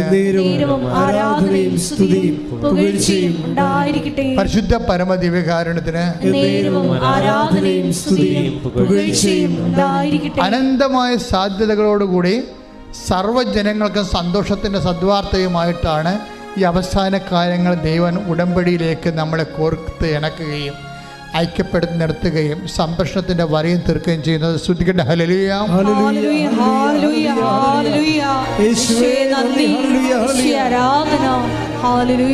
പരിശുദ്ധ പരമദിവ്യകാരുണ്യത്തിന് പരിശുദ്ധ പരമദിവ്യകാരുണ്യത്തിന് അലർജി രോഗികൾക്ക് വേണ്ടി പ്രാർത്ഥിക്കാൻ ഈശോ പറയുന്ന ചിലപ്പോൾ ആന്തരികമായ അലർജി എന്താണെന്ന് കണ്ടുപിടിച്ച് കാണത്തില്ല. പലതരത്തിലുള്ള രോഗങ്ങളുണ്ട്. പക്ഷേ 10,000 തരം അലർജികളുണ്ട്. ഇന്ന് വരെ നിൻ്റെ ശരീരത്തിൽ അലർജിയുടെ എന്ത് കണികയാണെന്ന് ഡിറ്റക്റ്റ് ചെയ്തിട്ടില്ലെന്ന് വിചാരിച്ചോ? നിൻ്റെ ശരീരത്തിന് പുറത്തും അകത്തും ഉണ്ടാകുന്ന അലർജി ഇതുവരെ അടയാളപ്പെടുത്താത്തതാണ് എങ്കിൽ കർത്താവിൻ്റെ വിശുദ്ധമായ രക്തം തളിക്കപ്പെടാൻ വേണ്ടി ഓൺലൈനിലുള്ളവർ ഇവിടെ ഉള്ളവർ സ്തുതിച്ച് പ്രാർത്ഥിക്കട്ടെ. ഇപ്പോൾ കർത്താവ് അത്ഭുതങ്ങളും അടയാളം കാണിക്കും. ശ്രുതികട്ടെ ശ്രുതികട്ടെ ശ്രുതികട്ടെ. എൻ്റെ കർത്താവിൻ്റെ ഉചിതമായ നാമത്തിൽ സഭയുടെ അധികാരത്തിൽ കുറിച്ചിൻ്റെ അടയാളത്തിൽ എല്ലാത്തരം അലർജികൾ, അജ്ഞാതമായ അലർജി രോഗികൾ യേശു ക്രിസ്തു നാമത്തിൽ പൂർണ്ണമായ സൗഖ്യം പ്രാപിക്കട്ടെ. ശ്രുതികട്ടെ. എല്ലാ അലർജി രോഗങ്ങളും സുഖപ്പെട്ടുകൊണ്ട്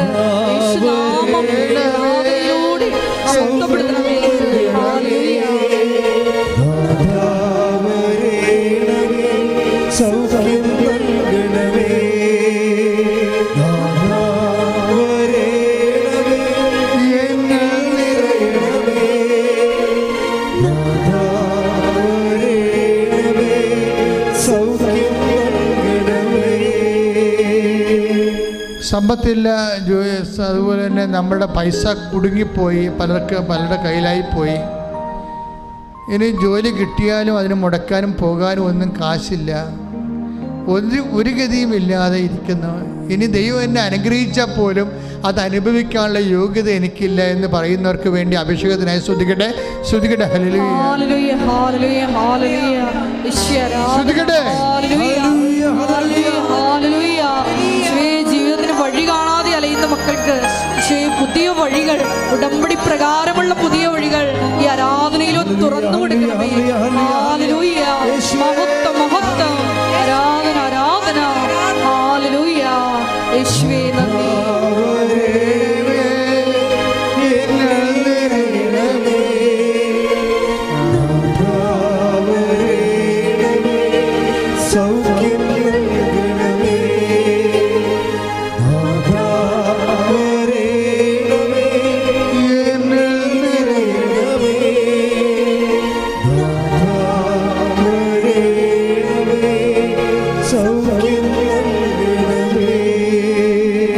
പരമദിവ്യകാരുണ്യത്തിന് ആരാധനയും സ്തുതിയും പുകഴ്ചയും ഉണ്ടായിരിക്കട്ടെ. പല വിഷയങ്ങൾ കൊണ്ട് ജീവിതം മടുത്തു പോയവരുണ്ട്.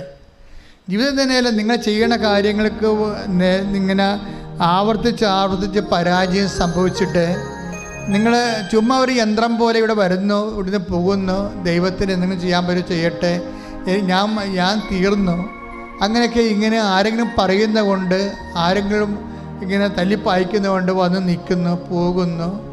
അങ്ങനെ പ്രത്യേകിച്ച് വിശ്വസിക്കാനൊന്നും പറ്റണില്ല, അതിനുള്ള അടയാളം കിട്ടണില്ല. അങ്ങനെ മനസ്സിടിഞ്ഞു പോയ ആൾക്കാരുണ്ട്. ഡിപ്രഷൻ ബാധിച്ച പല കാര്യങ്ങൾ കൊണ്ട് ഡിപ്രഷൻ വന്നവരുണ്ട്. അവരുടെ മേൽ കർത്താവിന്റെ വിശുദ്ധമായ രക്തം തളിക്കപ്പെടാൻ വേണ്ടി ശ്രുതിക്കട്ടെ.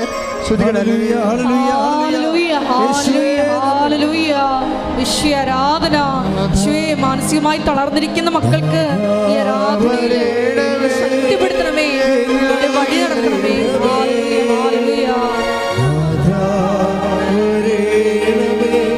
സൗഖ്യം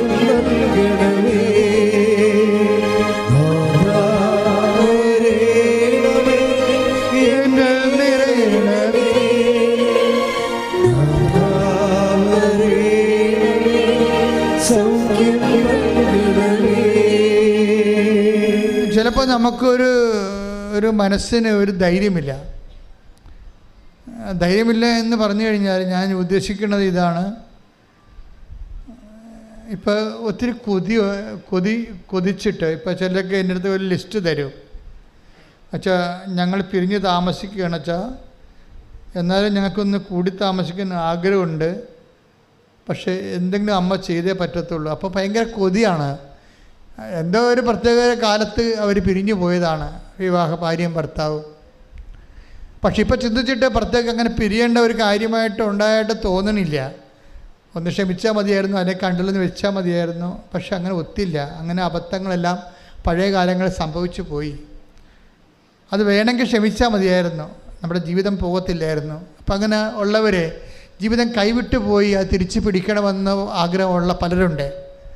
ചിലപ്പോൾ ഒരു വാക്ക്, ചിലപ്പോൾ ആ പേപ്പർ എനിക്ക് കിട്ടിയിരുന്നെങ്കിൽ ആ ജോലി ഇന്നതിന് കിട്ടിയേരം, അത് സമയത്ത് പിറ്റേ ദിവസമാണ് അല്ലെങ്കിൽ പിറ്റേ ആഴ്ചയിലാണ് പോസ്റ്റ്മാൻ തന്നത്, അല്ലെങ്കിൽ ഞാൻ ഇമെയിൽ കണ്ടത്, അങ്ങനെ നഷ്ടപ്പെട്ടു പോയി എന്ന് പറഞ്ഞാൽ അത് ഓർത്ത് ഇപ്പം തന്നെ അത് ഓർത്ത് ഇപ്പോഴും അത് തന്നെ ഓർത്ത് വേറെ ഒന്നും ചെയ്യാതെ വിഷമിച്ചിരിക്കുന്ന കാലം കഴിഞ്ഞു പോയല്ലോ എന്നൊക്കെ വിചാരിച്ചുകൊണ്ട് കാലം കഴിഞ്ഞു പോയെന്ന് നിരാശപ്പെട്ടിരിക്കുന്ന മക്കളുണ്ട്. അവരുടെ മേലെല്ലാം കർത്താവിൻ്റെ വിശുദ്ധ രക്തം, മരിച്ചുയർത്തെഴുന്നേറ്റവൻ്റെ ഉത്ഥാനത്തിൻ്റെ ശക്തിയുടെ രക്തം പടരട്ടെ. ശ്രുതികട്ടെ ഹല്ലേലൂയ. ഓൺലൈനിലുള്ളവർ ശ്രദ്ധിക്കുക, നിങ്ങളുടെ മേൽ കർത്താവിൻ്റെ ഉത്ഥാനത്തിൻ്റെ ശക്തിയുടെ രക്തം പടരുന്നത്. ശ്രുതികട്ടെ ഹല്ലേലൂയ.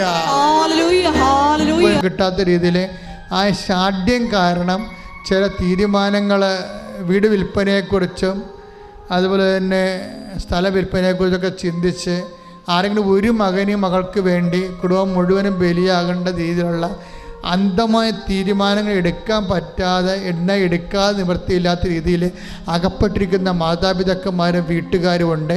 അതുപോലെ തന്നെ മറ്റുള്ളവരുടെ മോഹവലയത്തിൽ അകപ്പെട്ടിട്ട് ജീവിതം നശിച്ചു പോകാൻ പോകുന്ന ആൾക്കാരുണ്ട്.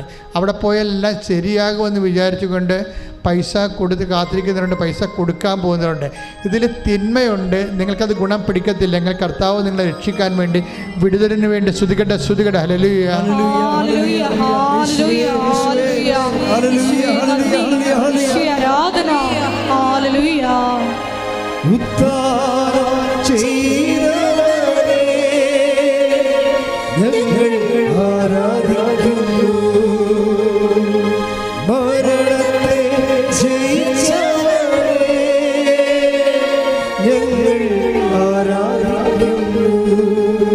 പരിശുദ്ധ പരമ ദിവ്യകാരുണ്യത്തിന്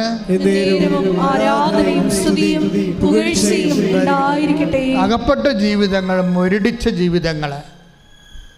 ഇപ്പം ഇന്നലെ ഒരു സാക്ഷി ഇവിടെ ഉണ്ടായിരുന്നു.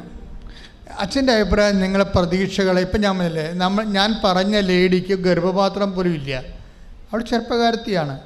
എന്നിട്ട് അവർ ദൈവത്തിൽ വിശ്വസിച്ച് സന്തോഷിച്ച് ജീവിക്കുക. അവർ അങ്ങനെ അതായത് എന്തെങ്കിലും നഷ്ടപ്പെട്ടെന്ന് വിചാരിച്ചുകൊണ്ട് ജീവിതം പോയാൽ നിങ്ങൾ തീരുമാനിക്കരുത്. ദൈവം നഷ്ടപ്പെട്ടാൽ മാത്രമേ ജീവിതം പോകത്തുള്ളൂ, അല്ലെങ്കിൽ ജീവിതം പോകത്തില്ല. ദൈവത്തെക്കാൾ നിങ്ങളുടെ ജീവിതത്തെക്കാൾ വലുതാണ് ദൈവം. ശ്രുതികട്ടെ ഹല്ലേലൂയ.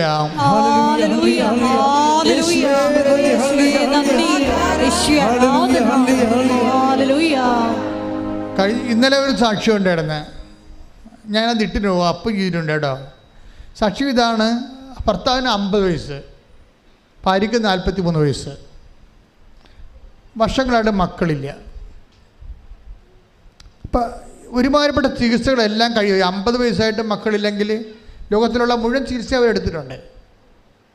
അപ്പം തീർച്ചയായിട്ടും വൈദ്യശാസ്ത്രം ആ ചാപ്റ്റർ ക്ലോസ് ചെയ്തെന്ന് വിചാരിച്ചോ. പക്ഷെ ദൈവം ക്ലോസ് ചെയ്യാത്തടത്തോളം ഒരു ചാപ്റ്ററും ആർക്കും ക്ലോസ് ചെയ്യാൻ പറ്റത്തില്ല. ഒരൊറ്റ ഉടമ്പടി. അവർക്കിപ്പോൾ ഒരു കുഞ്ഞുണ്ട്. ശ്രുതികട്ടെ ഹല്ലേലൂയ. 50 വയസ്സായ ഭർത്താവിനാണ് കുഞ്ഞ്, അതാ 43 വയസ്സുള്ള ഭാര്യയ്ക്കാണ് കുഞ്ഞെന്ന് പറയണം. അപ്പം നിങ്ങൾ ഒരു ഫയലും മടക്കി വെക്കണ്ട. അമ്മയോട് അത് പറയാൻ പറ്റണ പോലെ വിശ്വാസത്തിൽ, വിശ്വസ്തതയിൽ, പൂർണ്ണ ഹൃദയത്തോടെ ഉടമ്പടി ജീവിച്ചുകൊണ്ട് നിങ്ങളുടെ കണ്ണീര് ദൈവത്തിനെ ഏൽപ്പിക്കുക. ശ്രുതികട്ടെ ഹല്ലേലൂയ.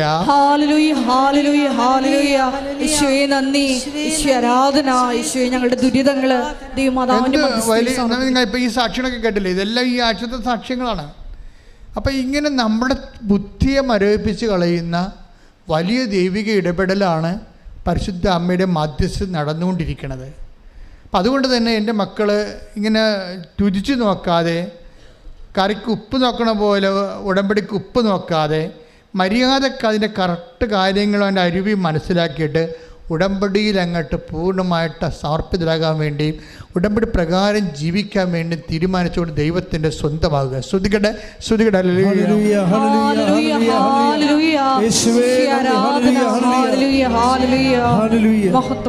അച്ഛൻ കൈ ഉയർത്തി പ്രാർത്ഥിക്കാൻ പോകുന്ന സമയമാണ്.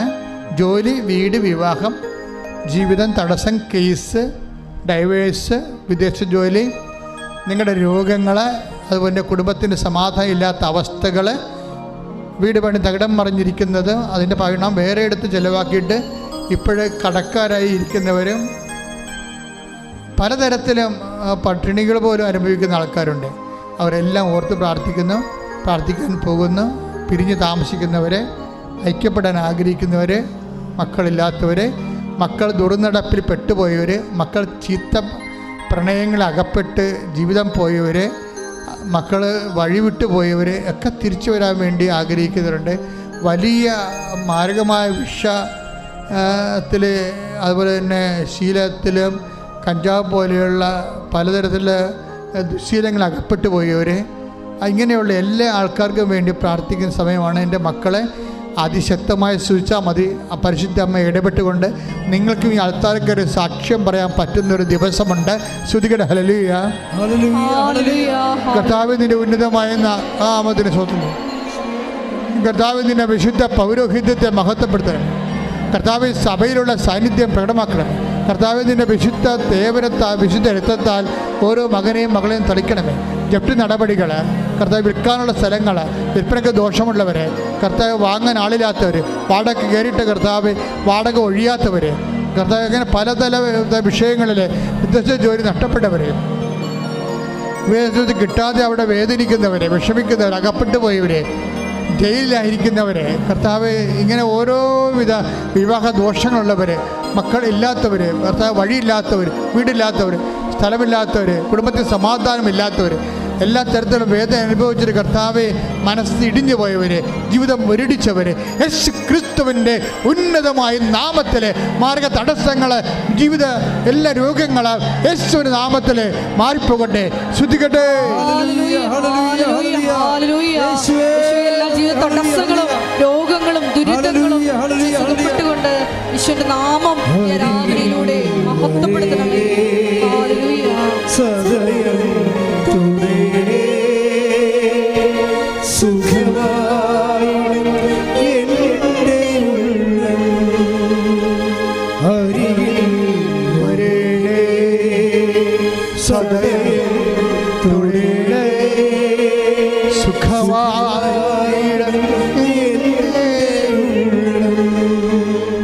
മകളെ മുട്ടി നിൽക്കുക.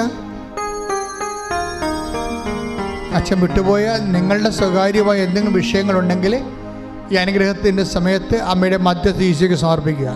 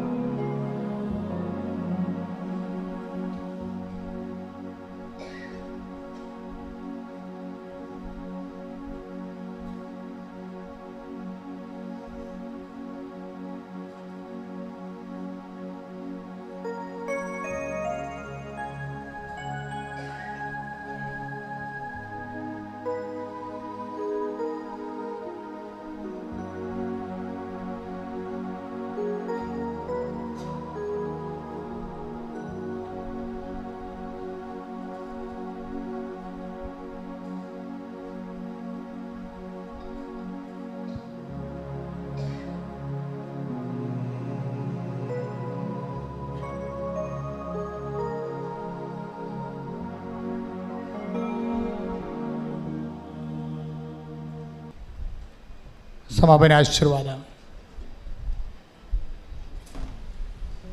ഒരിക്കൽ കൂടി മരിയൻ ഉടമ്പടിയിൽ സമർപ്പിച്ചിരിക്കുന്ന എല്ലാ വിഷയങ്ങളും ദൈവമാതാവിൻ്റെ മധ്യസ്ഥയിൽ ദിവ്യകാരുണ്യ സന്നിധിയിൽ നമുക്ക് ഒരു നിമിഷം സമർപ്പിച്ച് പ്രാർത്ഥിക്കാം. പൂർണ്ണ ഹൃദയത്തോടെ വിശ്വസ്തയോടെ നിന്റെ മുമ്പിൽ വ്യാപരിക്കാനുള്ള കൃപ മരിയൻ ഉടമ്പടി എടുത്തിട്ടുള്ള ഞങ്ങൾക്ക് എല്ലാവർക്കും ഈ ആരാധനയിലൂടെ നൽകണമേ എന്ന് ഞങ്ങൾ പ്രത്യേകം പ്രാർത്ഥിക്കുന്നു. ഞങ്ങളെല്ലാവരെയും മരിയൻ പ്രത്യക്ഷീകരണത്തിൻ്റെ സാക്ഷികളാക്കി ഉയർത്തണമേ എന്ന് പ്രാർത്ഥിച്ചുകൊണ്ട് ശിരസ് നമിച്ച് നമുക്ക് ദിവ്യകാരുണ്യനാഥൻ്റെ ആശീർവാദം സ്വീകരിക്കാം.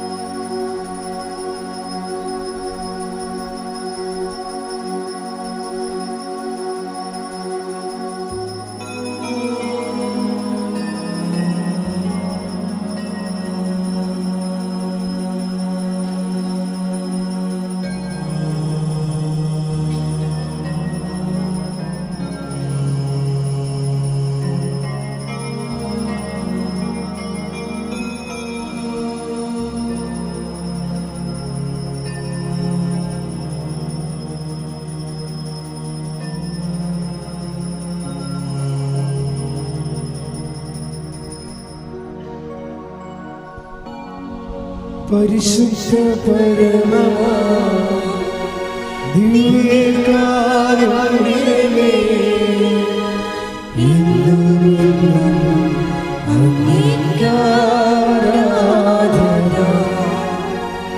പരിശുദ്ധ പരമമാ ദിവ്യകാരുണ്യമേ, എന്നും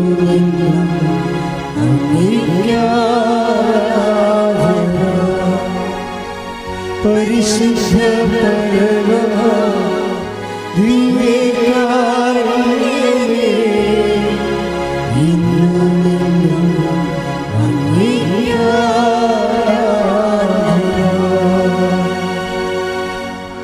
ആവേ ആവേ ആവേ മരിയ.